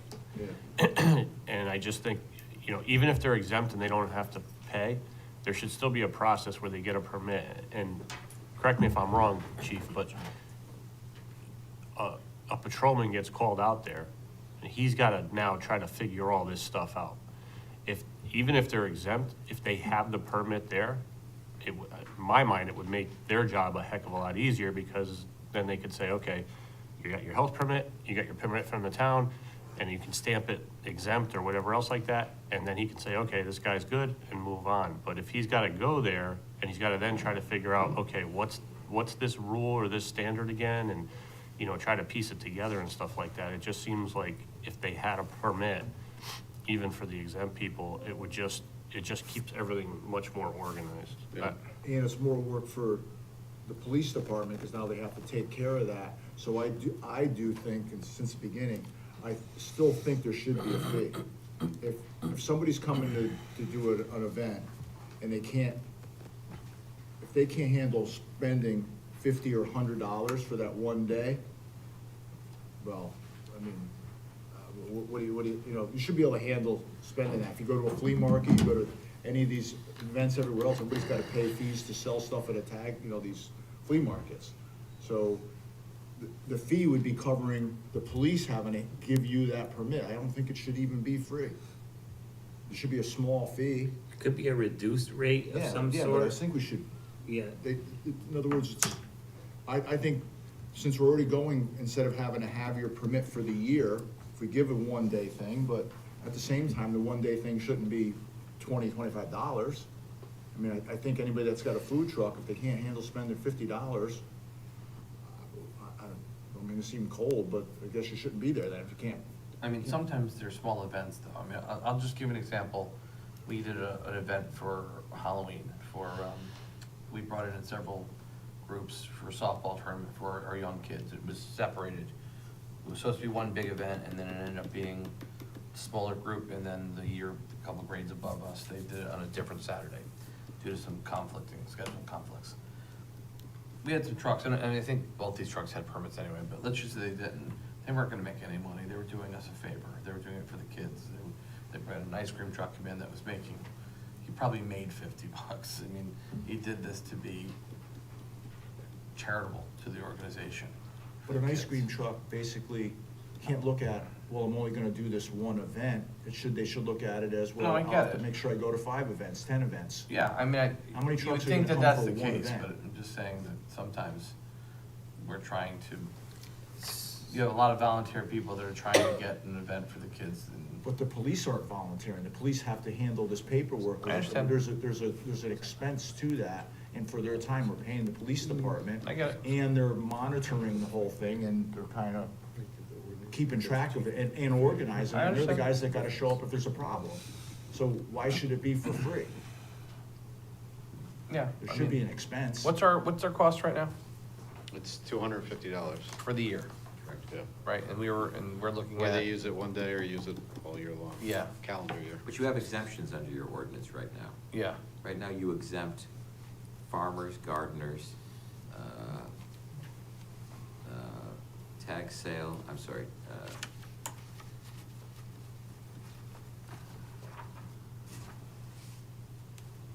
Tag sale, garage sales. yeah, the tag sales, garage sales, or any general sale, fair, auction, bazaar, held or sponsored by an ecclesiastical society, church, corporation, or nonprofit organization.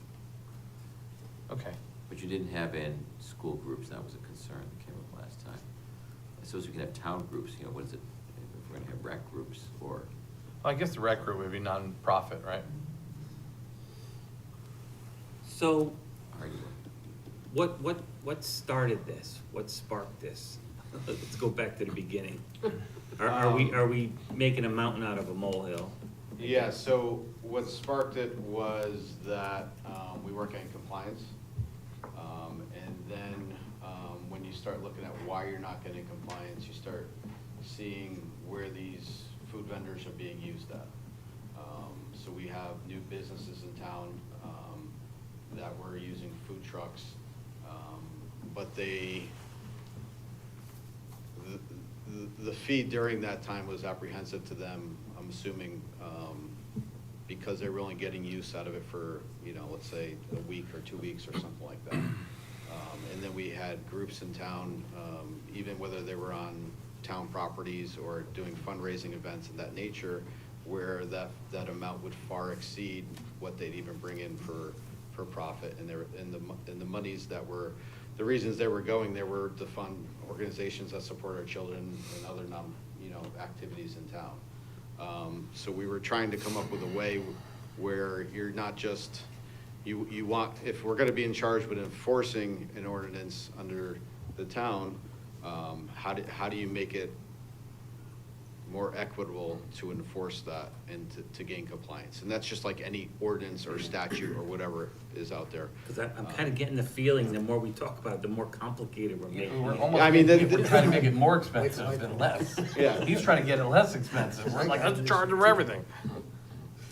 So. Yeah. Well, what I'm And that's saying- where we're going back with, even with the wording we came up with, it's tough to define every organization we have in town, especially if a new organization comes up that would fit into that matrix. Are we gonna come back here and do another change to add a name into it? So that's kind of the long story short of how we got started. I have a to say. small issue too, Yeah. Chief. I agreed that we should not have just a 1 year, we should have a 6-month period as well, or even a quarterly period. Yeah. But I'm looking at it this way here, personally. I'm a vendor. in New England. What is my busy season? Late spring, early fall. By having a according to this here, it expires on January 1st and July 1st. So that means a 6 months run from January through the end of June, and then from July 1st to the end of December, okay? But from January, February, and March, I don't see many vendors going out. It's the cold months. In November, December, probably December, you won't see that either. I'm looking for, and I thought, a rolling 6 month period, and I've seen that work in other organizations, okay? Where if somebody wanted to come in like May 1st to 6 months, whatever, that's the busy season for vendors. The warm weather, not the cold weather. So if I have to pay $125 from January to June 30th, I'm losing half of that time because of the weather conditions. So I was hoping that some way to fit in a 6 month period would be the first of this month to the 30th of this month, whatever it is. So if it was from May 1st to, you know, July 30th, and then from June 1st, whatever the time period be, where the warm weather would entice vendors to come. People are gonna look at it and say, the problem is that I don't wanna pay $250 for a 1 week event, okay? That's understandable, but now you're saying, we're gonna accommodate these people, reducing the rate, but we also have to accommodate them for the time period, which is their busy season. Otherwise, they're just wasting money anyway. Yeah, no, I understand where you're coming across, but I also think if they're looking for 6 months, then the year is not that far off from an extra $125 that someone's gonna be spending the time in the town of North Branford here. But that decision's up to the council, not to me. So we'll accommodate whatever the ordinance is agreed upon, if there are any changes. Yeah. Well, I guess There's different ways to slice it, right? So that's, you know, we'll make do. It's just a matter of putting, hey, 6 months from this date to that date on a permit. Well, I get what you're saying. I understand it. That's a yeah. rolling 6 month. You Yeah. see more vendors say, okay, that's prime season for me. Yeah. I'm gonna buy a 6 month ticket. How much do we make now, Andrew? You know, on these permits? It's not a lot. 'Cause we're not Under $1,000. If we get under 1,000, something to think about. You even want to have a fee or not having a fee. Will that encourage more vendors to come into town and participate in events? I'm just gonna throw Well, that out. that was a question I had too, is what's the purpose of the permit? Is there some sort of checks we're trying to do to validate or verify? Yeah, I mean, the purpose of the permit is, one, it's in the ordinance that sits there and already. Yeah. But it makes it hard for us to go and enforce it at businesses if we're not enforcing it on our own town organizations. Perfect example, we had a person that was going around and just planting anywhere they wanted to. We had to keep going to shut them down. Just coming in and going near the pit stop, right there.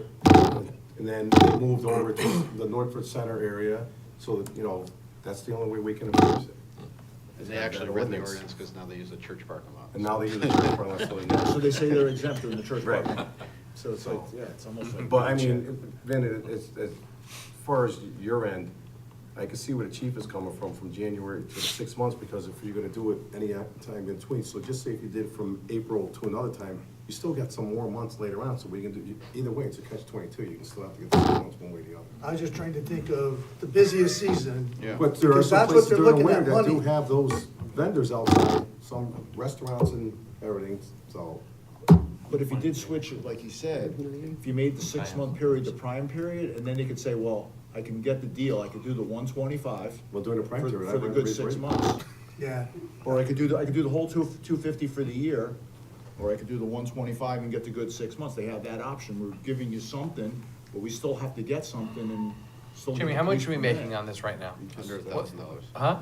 Right now, with the non-compliance, so you're making under $1,000. All right, why don't we get rid of the cost for this and make North Branford a little more open to do business? You have to get the permit, but it doesn't cost you anything. Come on over to North Branford, let's do business. But, you know what I mean, is it gonna make, we're making under $1,000? for this right now? Last year was a bumper year. Last year you had $2,600. Well, Oh, Okay. that changes it. Oh, you mean it's a cash? 26. we were out there, That so. changes Well, it. with that kind of money, we're gonna have to pave a road. Within that 2,600, you're looking at, a lot of companies that go door to door. Yeah. Yeah, that's And I would highly suggest not changing that because that is, That's the Hawking. Yeah, that's different, that's hawking, right? I would, I would be curious if we Yeah, dropped, literally, that's if what it we is, dropped all the jokes fee, aside. if we didn't make more money by gaining compliance. You could drop the fee for food trucks, mobile food vendors, as we've defined them, and keep the fee for your door-to-door hawkers and siding salesmen or whatever, window salesmen. For all I care, you can increase that, but, you know, could increase it I too, mean, sure, honestly, you could do that's, that. You could do that. because it's more of a nuisance than anything else, people coming door to door, and I think a lot of people feel that way. we have a lot So- of problems with that over the summer. I mean, yeah, and it's obviously with the storm that came through, there's been roofing and siding and this and that. But maybe that's what we do. Maybe we look at this, clearly, we're not ready to make a move tonight, but maybe we Well, look at no, this. well, do we have to set an ordinance. I mean, we have to set Public hearing. a public hearing Yeah. if we wanted to move forward. Because You can we'd have to, You Or- can or- either recommend modifying it tonight, or you can modify it on the floor. Maybe modify it that the food trucks are required a permit, but will be at no cost. However, hawking will still require X amount, and we can increase it, bump it up. So we can go back to like you had it before for your annual 250 and only have it January to December, because food trucks would be exempt. My suggestion would be I would rather not do a permit for food trucks and then just add an exemption into That's the fine. ordinance, right? That's because we're just doing paperwork at That that makes point for no sense. reason. If You that's, don't- I you mean, don't, you don't want to run the back. that'd be easier. You don't think it's necessary? East Shore Health does. I mean, they still have to have their duplicate it, health so. department, that's the most important part of it, so if you feel comfortable on that, East Shore Health, I didn't know there were background checks about, East Shore Health does background checks? Yeah, they run pretty much the same things we do, yeah. So, Do you guys do criminal background checks on them? Well, we have a couple different systems available to us, but it's, you know. Well, I'm just thinking about protecting the kids, I mean. I know, but you know what, collect, you can only run so many things for different permits anyway, so we're limited to that aspect, but. Yeah, So- but you can't, you may be able, if they have a no contact to kids, but if I have a criminal record and I want a permit to sell door to door, you can't stop me. You can't stop someone who was arrested, served their time, and is out now. As opposed to someone, that's, so No, I'm more. you know about the person. I'm more worried about the vendors with the ice cream and stuff that are there for nefarious reasons. so, the hawking, I never knew there was a term for this. Yeah. But, is there any reason, to encourage it? How so? Well, I'm asking, so what's the charge if I wanna go hawk to? What are you hawking? This can't You can change the name of the ordinance. if you For want the to. next 6 months. Oh, you want So- foot or you in the car? or Yeah. truck? So, how much is that? Is that $250? Yeah. Okay, so if we were to make hawking, $1,000 permit, what's the downside? nothing. Those are, well, I mean, you can set the number at, it comes back to like the ATV ordinance that we passed, right? Well, it's just, it comes down to the fine. So if Right. you're gonna set the permit at $1,000, then you still have to make changes to what the fine's gonna be if they don't. Because at that Okay. point, the fine doesn't make sense. I would rather just keep getting the fine than pay $1,000 for the permit. The fine is $100. So you gotta get, they'll like arrest you 10 times to. break the Right, law. no, no, Even if they violate state no, ordinance, my it's like point, 158, so my point was, so maybe we make the fine, I'm gonna make some stuff up. Yeah. The fine's $5,000, Yeah. or you can get a hawking permit for $1,000. What's the downside of that? The downside is just gonna be the compliance. You're not gonna get people to come in, and then we're gonna be chasing them down for. So when they come in and they get a permit, we're IDing all the vendors or all their workers Okay. that are going out there. So there'll be many more people going around the system, is what you're saying? We can't make it It's just- 5,000. just a hypothetical. Yeah, but you can't make the fine 5,000. Yeah, I know. What I'm trying to do is find a way, is there something we can do to deter it? Because most people don't like it. most hawking. citizens don't like Yeah, the hawking hawking. doesn't bring anything to the town, I think is what Right? you're trying To- to say. So my question they don't is, want it. I guess what I'm What- leading up to, is there something we can do to deter it? So what we do now, our practices now is when we come into contact with businesses or individuals that are doing that, is they have an option to come down and fill out the paperwork for the permit. They get kicked out of town from doing that business until the permit's completed. If they don't go down that route, which I think you were there for those 3 individuals I had a nice chat with, and then I saw them less than 24 hours later. Then we use the criminal statutes in the state of Connecticut to further enforce their compliance. With trespassing and such. Can you ban it totally? And the reason I switch over to the criminal statutes is it has more enforcement. So if we issued, let's say, violations, I think $158 state, if any of our ordinances, we can use a state infraction. But if they don't pay those, then there's further repercussions in the criminal court. So you have a failure to pay or plea, and then you have cooperating states, so their licenses could be suspended in other jurisdictions. I mean, it has more value, I think, of enforcing. So we use different tactics in those routes, but, I was just thinking, while we're talking about this, is there a way to deter it? Yeah. You know, because not many people that I know like it. yeah. So, I have a question. Jeff was talking about not having a fee for the vendors. How would that affect the Poco Fest? Because at the Poco Fest, you have a lot of vendors there, you know, selling stuff. Do they pay a fee now to come there? So if you said no fee, then they wouldn't have to pay a fee to come to the Poco Well, they have Fest. to, They have a cocoa fee. well, the POCO, they don't have to, this would just apply for the police fee. That's part, you know, we have a fee to be at the POCO Fest for 3 days, you know, to have a space So they there. don't have to get permission from, a permit from the police? They do, and then They they do, have to okay. get, and they have to get East Shore Health. Okay. So they have to get all of those. So if we said nothing, if we said no fee for a food truck, they just wouldn't have to get the police permit. They still have to pay the POCO fee, and they still have to pay East Shore Okay. Health. I'm just curious as to how that Yeah. would be. Because that's our biggest vendor operation is the Poco Fest. And those people all had no problem paying the fee? All right. They should have, right, you can charge them $1,000, you're right, don't make it up. Yeah. One of them, Yeah. 2 of them ran out of food this year, that I remember. And remember, you don't, this ordinance Rose, how many doesn't vendors charge, are you usually don't at need the POCO? you don't need This this is a permit under preview. this ordinance to be a POCO. For POCO's food, charging you your own fee. Okay. 25. They're not for profit.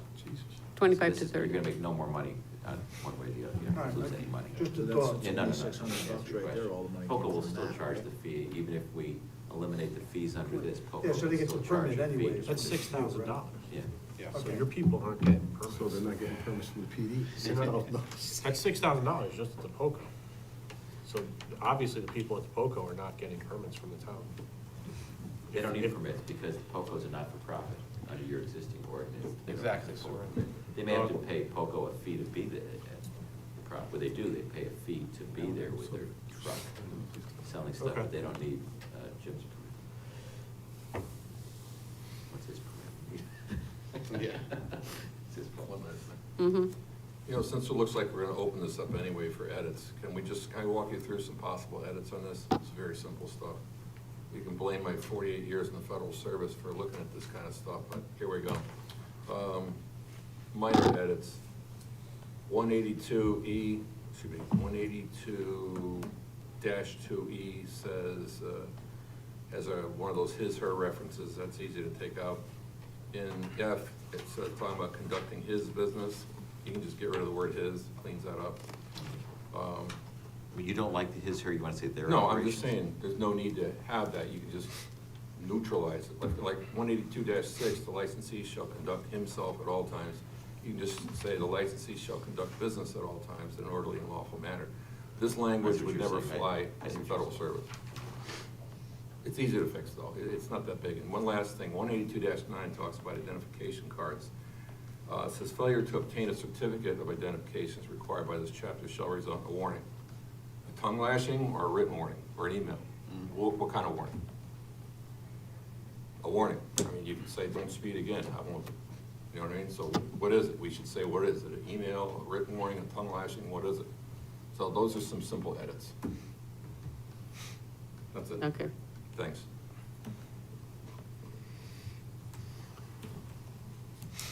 So so do you want to go forward with a public hearing, or do you want to clean this up beforehand, before we do the public hearing? Clean it up. Jim, you thought this was simple, huh? No, I knew this wasn't. I've been sitting on this for 2 years. Couldn't wait to bring it out. So, I mean. Just waiting for Bruce to leave. So, I think we should clean it up, give the chief an opportunity for us to clean it up, and Before it goes to public hearing. then come back in January and go for the public hearing. it's not a rush on our part, it's just, No, you got the cold months coming up anyway, so Yeah, you're not gonna be that's out it. there anyway.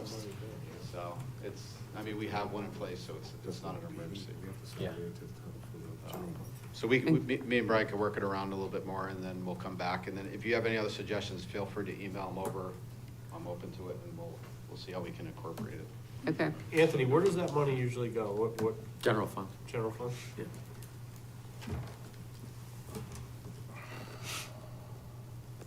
Okay. Thank you. Thank All right. Thank you, sir.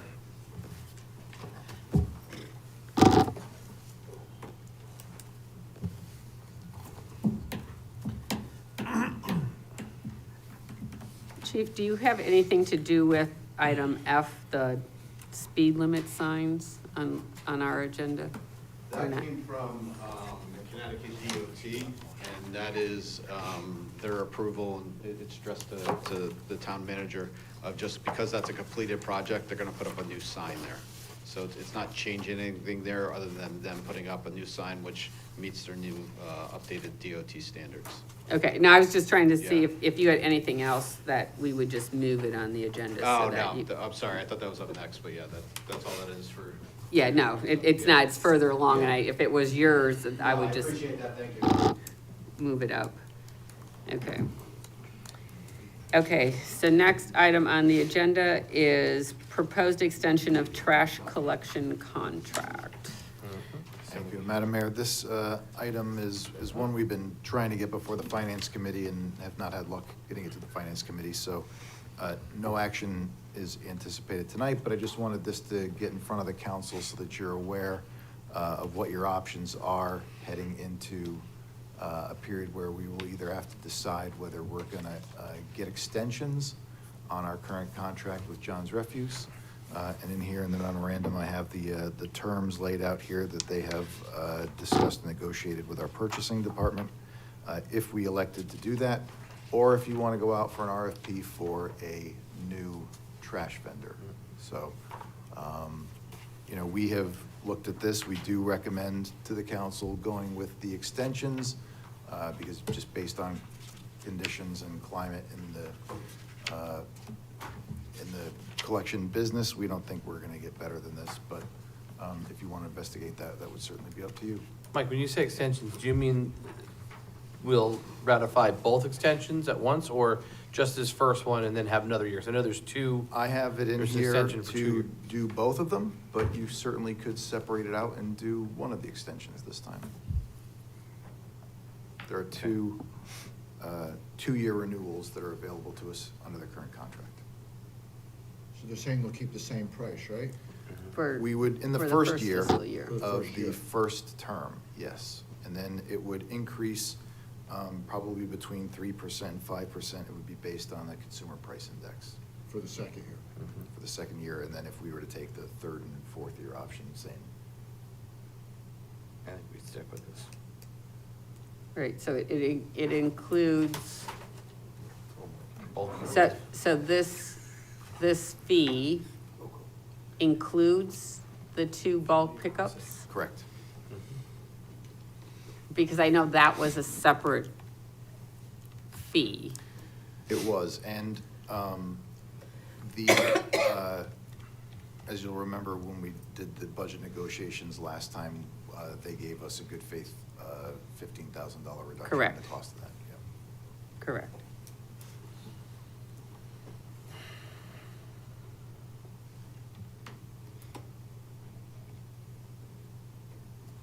I'd be comfortable making this motion if the body would be comfortable accepting it. I would. I'm gonna make the motion, we'll see what happens.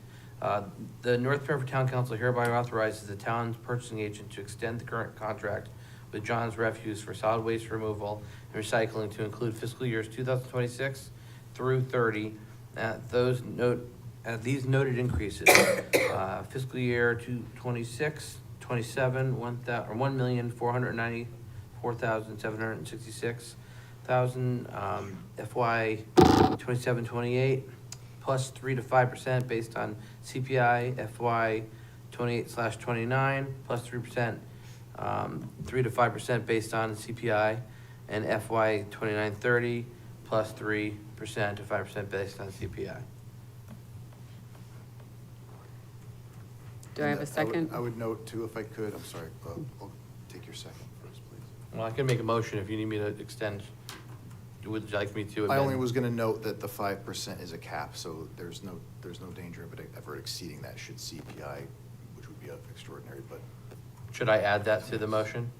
Not to exceed? No, it says it in there, it's 3 to 5%. I just wanted to be clear about that Okay. to everybody. And we'll review the contract before it gets signed. Okay. Yes, let's make sure. Okay. And do we have to, because I know there's a lot of CPIs that come out, do we have to specify that it's the May CPI? It's the May one. I know it says it up It does in say the it in top. the agreement, but, throwing that into the motion probably isn't a bad. All right, idea. so I'll amend to the May CPI. Please make that amendment as soon. Okay, motion has been made by Deputy Mayor McMillan. Is there a second? I'll second. Second by Counselor Diamond. Discussion? Yeah, the package I got just gives an illustration of the 3% over year. I disagree with going from 3 to 5%. I would support just the 3%. I don't support going to 3 and then a possible 5% after that there. But we don't know what the CPI is going to be. I don't think you need the CPI. Well, that's what the terms are. It's the May CPI. They're estimating the May CPI to be between 3 and 5%. 5 is the max. Okay. So you can't just say 3 because that's not what their original contract was. Yeah. You're right like this. I'm good with going for the 1-year extension. I'm not comfortable with, extending it any further than that. Taking the two options, just take the first option, the first 2-year option? Yeah, the one where they're gonna hold the price. Well, there's two-year options. So you're saying just take Yeah. the Yes. first Yep. 2-year option? Yeah, and the second year would go by the index, right? Correct. Yes, Just 2 years. yeah. You have Yes. to make an amendment to the motion then. Well, this is discussion. Oh, okay. Yeah. Yeah, this is discussion. So Yes, that's what I'm comfortable. I would agree with that also, is to exercise the first 2-year option. So only do only the first 2 year, not the second. Okay, I will amend my motion to delete the second 2-year slot and just indicate the first 2-year where the price is held. If that's what the body should desire. I'll second that. Okay. That's good. Okay. We still can exercise that in 2 years, correct? Yeah, you can Okay, so revisit we that haven't- and We're not losing this by not exercising it now. I don't see why you would. Nothing's lost on it. I mean, there's always the possibility that after you've done that, you come down the road a couple of years and they say they want to change that, or they make a different offer to you for extending it, but.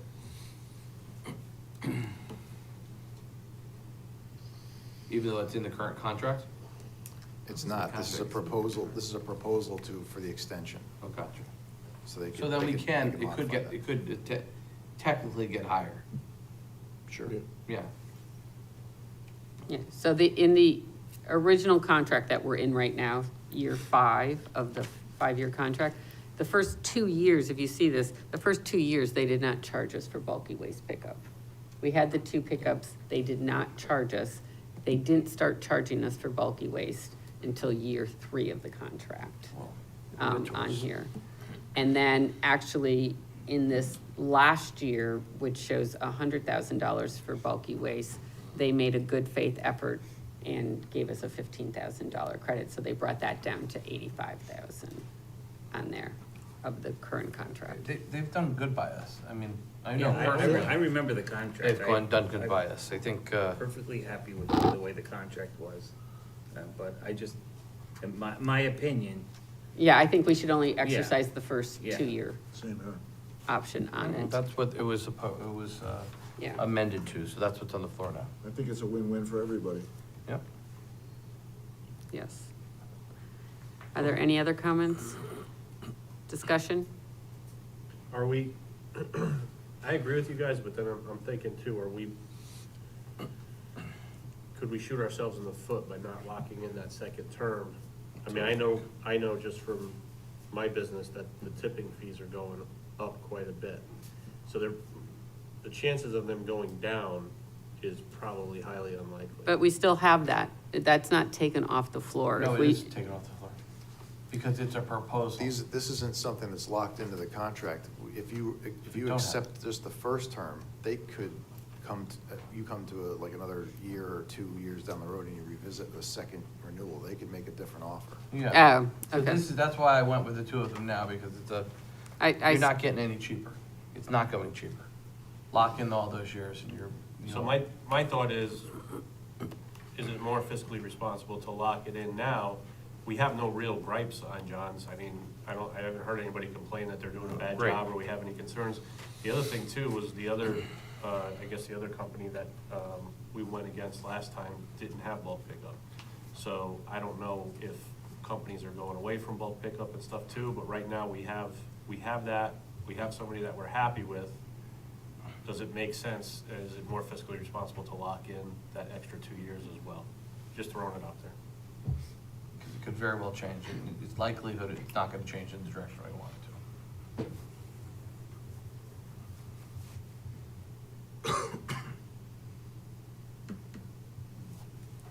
I sway it all the time. you don't see me moving, do you?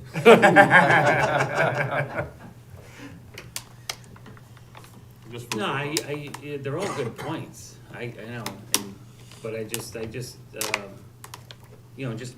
my opinion, No, I have no gripes or anything with the Pizzuto brothers at all. But knowing now that this is a proposal and it could change, and likely in 2 years when we come back to this, they're gonna come with a higher price. I mean, it's very likely that's the case. But it's not necessarily true. I mean, they're giving us the two options, so does both of them Yep. probably work for them. I'm sure they'll be happy either Sure. way. And they have been very fair to us over all the years.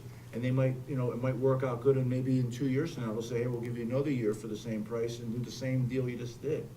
It could work out. Yeah. I think right now, they're giving us, that's very fair.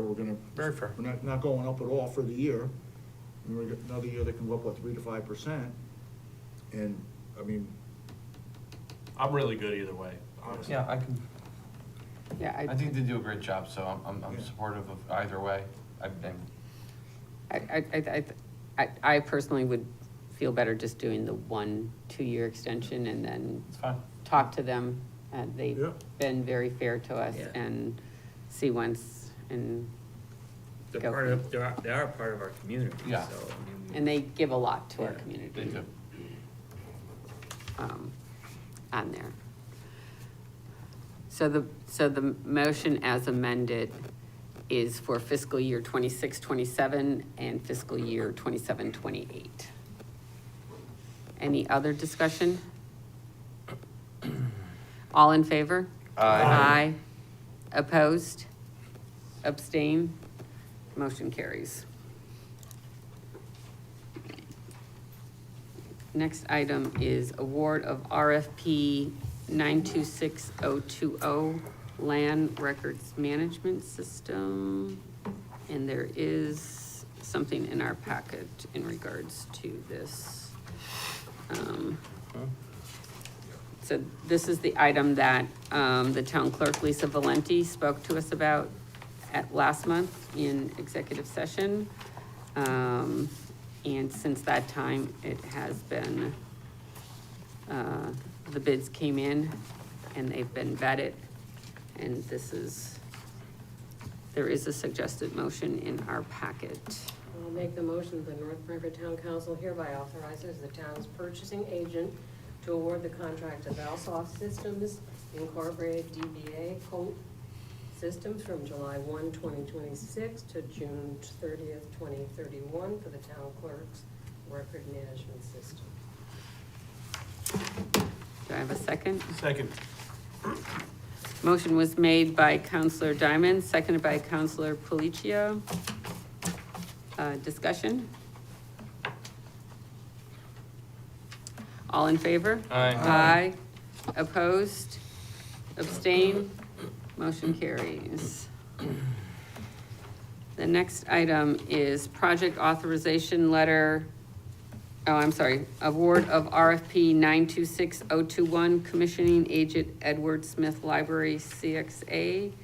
This is going to be tabled due to permanent project is still, they do not have a recommendation. They are still meeting on this. So do I have a motion to table? Motion table. Second. All in favor? Aye. Aye. Opposed? Motion carries. Okay. Next item is project authorization letter, project number 0170-3757, speed limit signs on local rural roads in District 3 and 4. Make a motion that North River Town Council hereby authorizes town manager Michael P. Downs to sign the project authorization letter for state DOT project 0170-3757 for installation of speed limit signs at Robin Lane. Second? Motion was made by Deputy Mayor McMillan, seconded by Counselor Diamond. Discussion? Are those electric signs? No. So it's just a The only, it's a lot of posted ado speed about, limit? it's about just regular signs, but under their program that we have the master agreement with them, they're gonna do sign replacements there. And because it, under that agreement, requires the town to agree to maintain them, it's before you, because that's a financial commitment on part of the town. I mean, it's only for a road sign. So essentially maintain the wind, like mow around them? Danny's gotta deal with it? No, maintaining the sign, so if it's damaged, Oh, that sort of thing. You have to replace the stop sign. Right. gotcha. The old shotgun on the sign. So how is that gonna be memorialized? Is somebody gonna say, oh yeah, 5 years from now, oh, that's our responsibility? How are we gonna know that?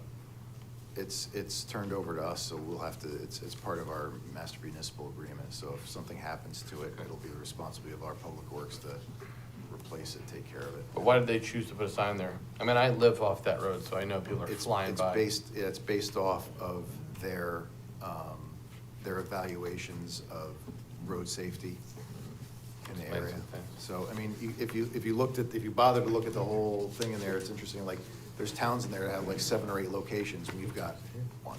So, That's I offer one this. sign. Generally, signs are posted and they're marked by the manual and uniform traffic control devices. And I'm sure somebody on the town has a copy of that somewhere, so. We do. It's possible that a placement wasn't done properly. The MUTCD, for example, when you get on an interstate highway, you have what's called a confidence sign. When you get on within a quarter mile of getting on the highway, there's a speed limit sign. That's so you know what the limit is and it's fair to you, right? So we do have a copy of the MUTCD somewhere. Right. Yeah, I have it in my office, yeah. Makes for a good read. So doesn't it? it's terrible. But, but yeah, I mean, to your point, it could be just an issue of visibility. I'm not sure exactly Right. what the criteria is they've arrived at for this particular sign, but that's why they do that. Okay. Great. So is this sign on Forest Road? Yeah, well, it's on the corner of Robin Lane and Forest. Okay. But it's very difficult, with the increased traffic flow, that intersection is very difficult to get in and out of, people fly by. Because you come around that curve, and then you have a little straightaway, and then Chief's got some guys that sit up on top of that old telecommunication, that's the only thing that slows people down. Thank God you have them there. People fly, it's hard to get out. But, anyway. Okay. All right, did we vote on that? Yeah, no, we didn't vote yet. We Okay, just- all in favor? Aye. Opposed? Abstain? Motion carries. Next item is cybersecurity funding reallocation. Thank you, Madam Mayor. As you know, the council authorized $15,000 in the fiscal year 25 to 26 capital budget to continue the SCROG cybersecurity project, which was started in the 23-24 fiscal cycle. The SCROG has since completely changed the scope of their project, and so in discussions with Dennis Pannone, who's here tonight to discuss this with you, we would like to shift those funds over to prioritized items that more adequately suit our cybersecurity needs. And so we're not asking for additional funding tonight for anything. We're just asking for the council to approve a change in direction as to the expenditure of those funds to a more appropriately suited cybersecurity plan for the town. Dennis, come on. Okay, sorry. Hello, Dennis. Any questions, or let's pretty much summarize? Can you identify, we're switching funds over to things that more better address our town, like what kind of stuff? Well, I think the main thing is that SCROG originally put together this 4-phase approach, which we agreed to a few years ago. We did phase 1, which was the discovery. We spent about $6,000, and it was worthwhile. We got a lot of information. Phase 2 was for them to come back and help us analyze it, figure out where the holes were. Phase 3, which was most of the $15,000, was to fill the holes, or at least evaluate it and try things and see if it was worthwhile. They pretty much abandoned the whole direction and threw it all to a third-party vendor that was just looking to make money, I think, and really wasn't focused on anything we did. I had one phone call with the vendor, and they talked about things they wanted us to focus on that didn't come up in our discovery. And about a week or two later, Mike got an invoice from SCROG saying we agreed to it for like $14,000. So at that point, we decided that SCROG didn't really have a good direction. But because we did that discovery, we do know, and we also had an audit from Connecticut National Guard, which we've done several times. And they've come up with several things. So you'll use that discovery as a blueprint to spend the rest of the money and plug those holes? Yeah. And, yes. Okay. Makes sense to me. So it's not a change in use, it's really just changing who we're gonna pay. We're gonna do it ourselves. We're gonna purchase this software and then focus on it. And we are gonna be working with Connecticut National Guard on some things. They offer workshops, free. Okay, so there is a suggested motion in our packet.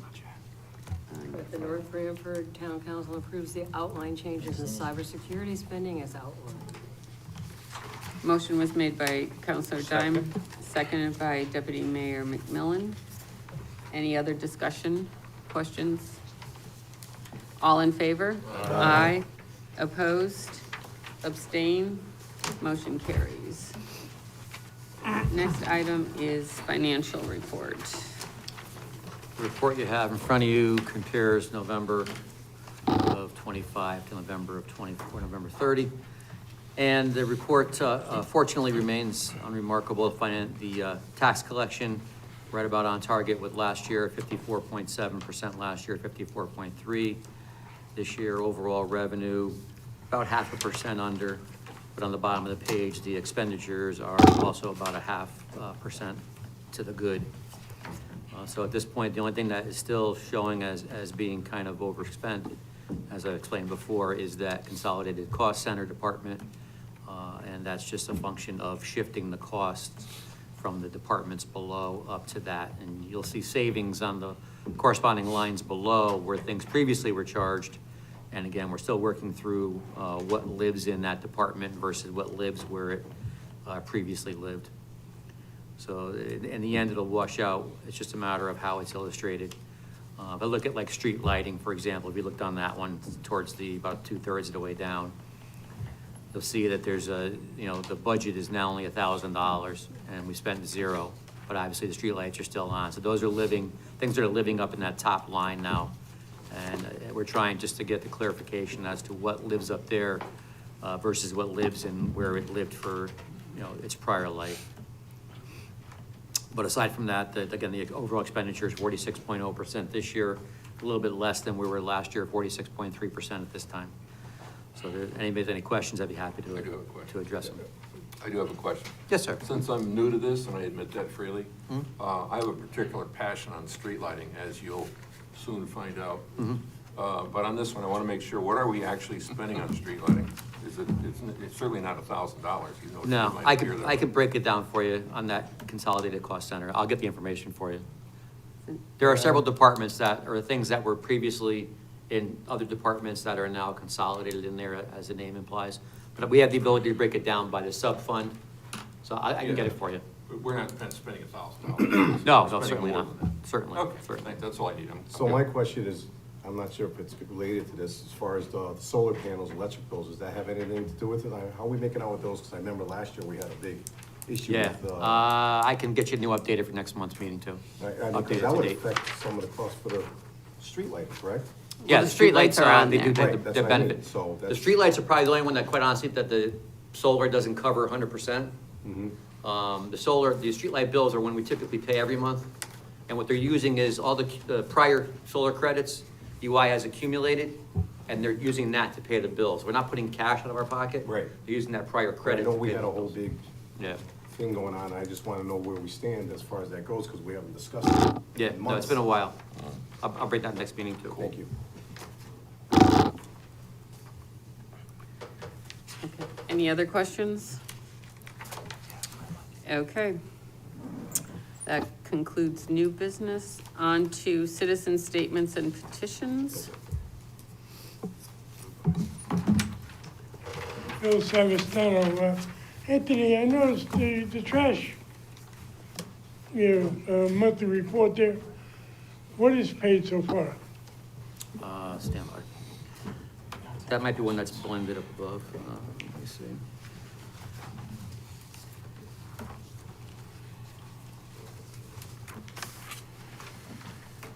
Solid waste disposal, let's see, this is the.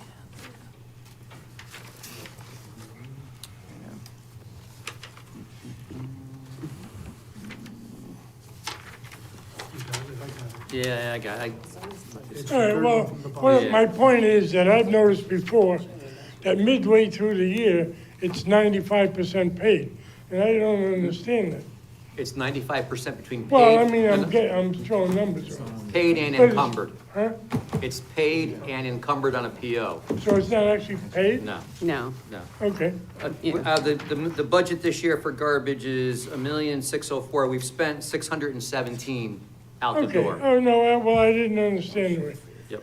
Yeah, disappointed in how that worked out. I don't know what the rush was.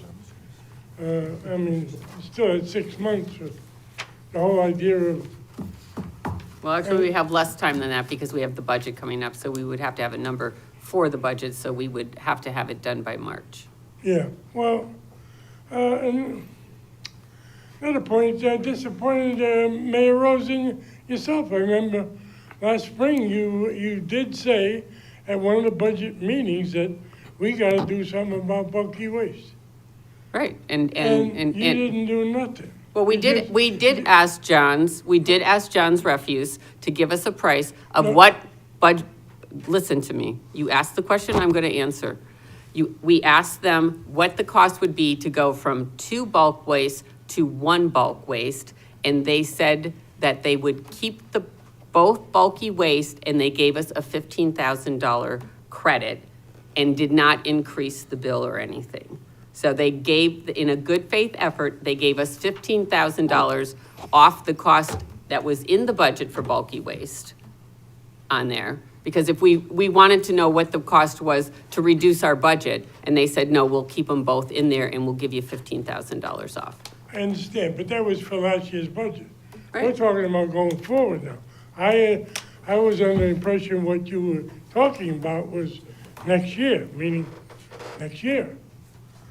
So we didn't do nothing there. Now, I'm end it here. Again, I'm still speaking as a resident, my taxes, right? You had the perfect opportunity. I thought if you won anything, you would be looking to do the 4 years out, like you discussed. But you had the perfect opportunity to push back. You got next year stable. They're gonna give you the same price. You could have taken that, you could have pushed back against the second year of that, and we could have had a stable status quo for 2 years. And then you would be giving them something to think about. Hey, they're pushing back. But Bill. So, just let me finish. And going forward. Really, I mean, the whole lot, I just don't understand. Yes, Walt? Bill, they're giving us this year with no increase whatsoever. So how, I mean, and then there's, Walter. next year, it's, the max is 3 to 5. When they dropped the bulky waste, he said he gave us 2 years, and then he charged us $300,000 for the next 3 years. That was all over and above the other contract. That was my point. The other contract didn't quote on budget. They said they would have to come back and give us a number. There was no number in their contract because that's what we pushed back on and said, we need a number on the bulky waste. And they didn't have a number for us for bulky waste. It's not that they weren't going to charge us. I don't know what you're saying there. Anyway, thank you. Madam Mayor, if I could just add one thing, I'm sorry, Cliff, just to be clear. What you were presented tonight was the result of a negotiation. I wouldn't want the characterization of this to be, we ate whatever was thrown at us. The purchasing agent negotiated the results of what you saw there. This wasn't, this was a back and forth that took place. This wasn't just, they handed us this and we passed it on to you. Just want that to be understood. Thank you. Thank you. Okay, I'm gonna talk about charter revision, but I'm also gonna talk about bulky waste. If we go back to once a year, we'll have bulky waste. It'll be on every roadside, Woodhouse Avenue, over by Newton's Farm. People are gonna throw out their garbage. If we don't keep twice a year, and they've been pretty good about holding on, because we don't have a dump, like other towns, we don't have a transfer station. We have commercial people. So again, I think Andy realized that as well. I mean, we've seen it happen when Chavonis couldn't take junk cars. They appeared in our town until they straightened that out, and that helped. So again, be careful what you ask for, because you might get it. Now, charter revision. I just still feel, because I care about you people, you donate, you get into budget season, you lose a lot of home time. To throw this on top of you will overload your workload. What if you start and nobody volunteers?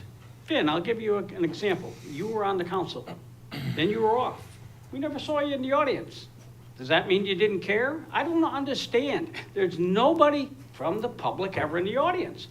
Where are you gonna get these people that are gonna volunteer to work on this charter revision? Where?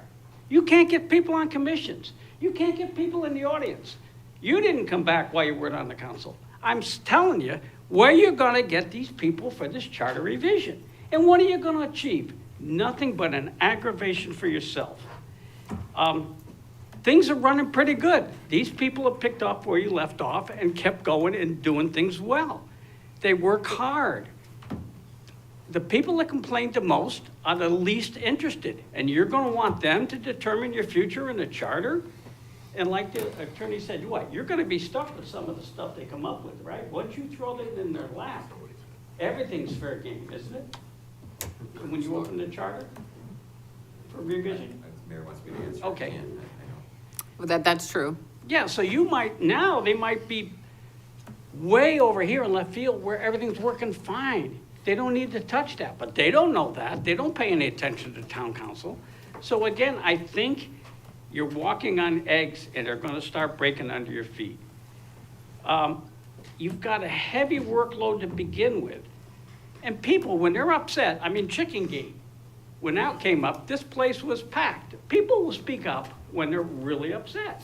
When the Board of Ed had issues, this place was packed, standing room only. It seems to me there's not that attitude of anger out there right now. And I don't know why you'd want to start shaking the trees. You're going to have a new town manager. You're going to have you got a large project going on. You got the library HVAC coming up. And if you add this on top of your workload, something's going to have to, you might have to come back to 2 meetings a month. And you don't want that. I know you don't, because you give enough time as it is. I really just don't see what you're going to gain. And if I'm entirely wrong, I apologize. But if it's not broke, why even attempt to fix it? Because there's things in town that are broke that need your attention. The HVAC system in the libraries, the schools that are still being not fully signed off, you know, and there's just so much going on that requires your attention and the stuff that comes up, you know. And so I feel for you and your workload, and I just don't see where this will accomplish anything. And if I'm wrong, tell me. I'll be happy. But I just, from what I hear and what I don't see a push. So I don't think you should waste your time and energy and money, because I know this man doesn't work for free. He takes good care of us. But his fees will have to be incorporated into this. And that'll be another budget item that you're gonna have to figure into once you get into budget season, if you're into a charter revision. So, I mean, there's so many things I see that I don't understand how to fix or how to deal with it. But that's just my views as a citizen. Thank you. Thank you. I have something to say. Okay. In a professional way, I think you stepped over the line by singling me out, saying that I wasn't here, okay? No, I'm just trying to say. No, listen, you talk. Okay, go Listen ahead. to me, all right? Not knowing what I was going through, or things that I had to do. Okay. All right? I just don't think it was courtesy of you to single me out like that there, to say that, by saying I didn't come to the meeting, that I didn't care about the town. Okay. If I didn't care about the town, I wouldn't have run again, okay? All right. So I would think in the future, instead of identifying the council person that you don't think that they did something, I think more privately would have been better held than singling me out like that. I will apologize publicly because I had an issue with Bruce and I stepped out of bounds. And I publicly apologized to him. I'm publicly apologizing to you. Apology accepted, thank you, Cliff. And the effort was to show that we can't get people here. But is that bad or is that good? I mean, if they're not mad, were you around for Chicken Gate? Did you hear about that? That was planning and zoning issue, about raising chicken. Oh, it blew up. A guy came in a chicken outfit. So if people are upset, they're gonna come here. So I'm saying, they're not upset. The reval, you guys did nothing wrong, and I think under fire, you handled it well. So I don't know what else you could do. So again, I think this should be a moot item, I don't know what the right word is. You shouldn't think about it. You're gonna have so much hitting you with what's coming up next year. Who knows what's coming up next year? Who knows what the state's gonna do? You're gonna have more thrown at you. Budget time's a disaster for you guys. I mean, so again, but I appreciate that. Because every year we somehow, at the end of the year, we can say we did a pretty good job. And we're a happy town. Like I say, if you were at the tree lighting, you saw what a happy town we are. Other towns can't buy that happiness. We're a blue-collar, happy town, hardworking town council, no party agendas like it used to be. So stick with it and just keep doing what you're doing. And I appreciate it. And I just don't know the answers. I guess I'm frustrated with trying to make things better. I think you're doing the best you can. The economy's terrible. The industry's terrible. We can't offer business much because we don't have sewers and highways. So, but what we got, we make work. So I just want to, and I like what I see here. So again, Thank you. I just think, I don't know what the answers are. And again, I apologize. Accepted, no problem, thank you. Because I All right, just want Cliff. to, I'd like to see more people here, pissed off or something. I don't know. We're good. Thank you, Cliff. Thanks. And happy holidays. Cliff, Merry Christmas. Can I say that? You can say Merry Christmas. Cliff, if you don't mind me saying, and Bill, we definitely appreciate you guys coming here, because you're the only two that do come all the time. I wish more citizens did speak up, and I'm not saying this to be rude, but it's 9 o'clock at night, and to be honest with you, we've all talked and said, we gotta finally say something, we gotta say something. You're allowed 3 minutes. Okay. So, 3 minutes and 15 seconds, but because we do wanna go home, I want you guys to speak every time you come. Okay, But it's 3 minutes. all right, no Because problem. everybody gets their time, and I hope you take that the right way. All right, But no, I except do, want you to because, speak, but I but it's also want, 3 I want minutes. to congratulate But you it- and thank you at the same time when I have a Yep. complaint. I appreciate I it. didn't want that to fall into this. Thank you. Okay. Thank you, Thank you.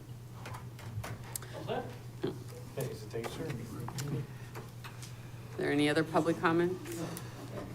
Madam Mayor, I have just one comment. It looks like you're probably going to be vacant a town manager prior to your next council meeting. So for banking purposes, signatures and stuff, are you going to have a special meeting to appoint an interim prior to your regular meeting? Whatever needs to be done, I mean, and that's part of our executive session, is to kind of lay out a groundwork and plan and figure that out. But whatever needs to be done to keep the town running, we will take care of that. Awesome. And if I could, while the meeting's still going on, I'd like to thank Mike personally for all your time and everything Thank you, you've done. Mike. You did a great job.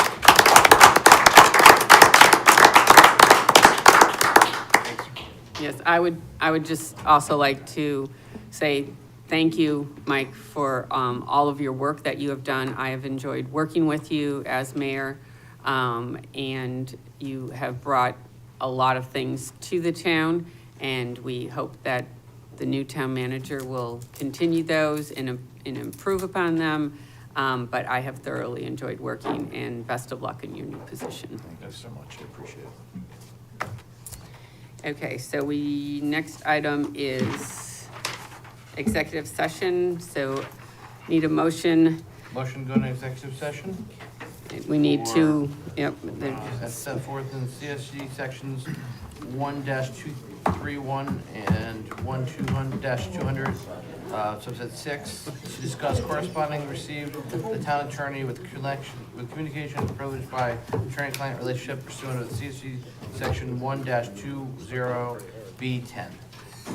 And to include the town manager. Include the town manager, Assistant town attorney. Assistant town manager. No, we don't and, need Anthony. finance. No, we don't need No. finance. Oh, no? We don't No, we don't need finance. We can let him go. Let him go.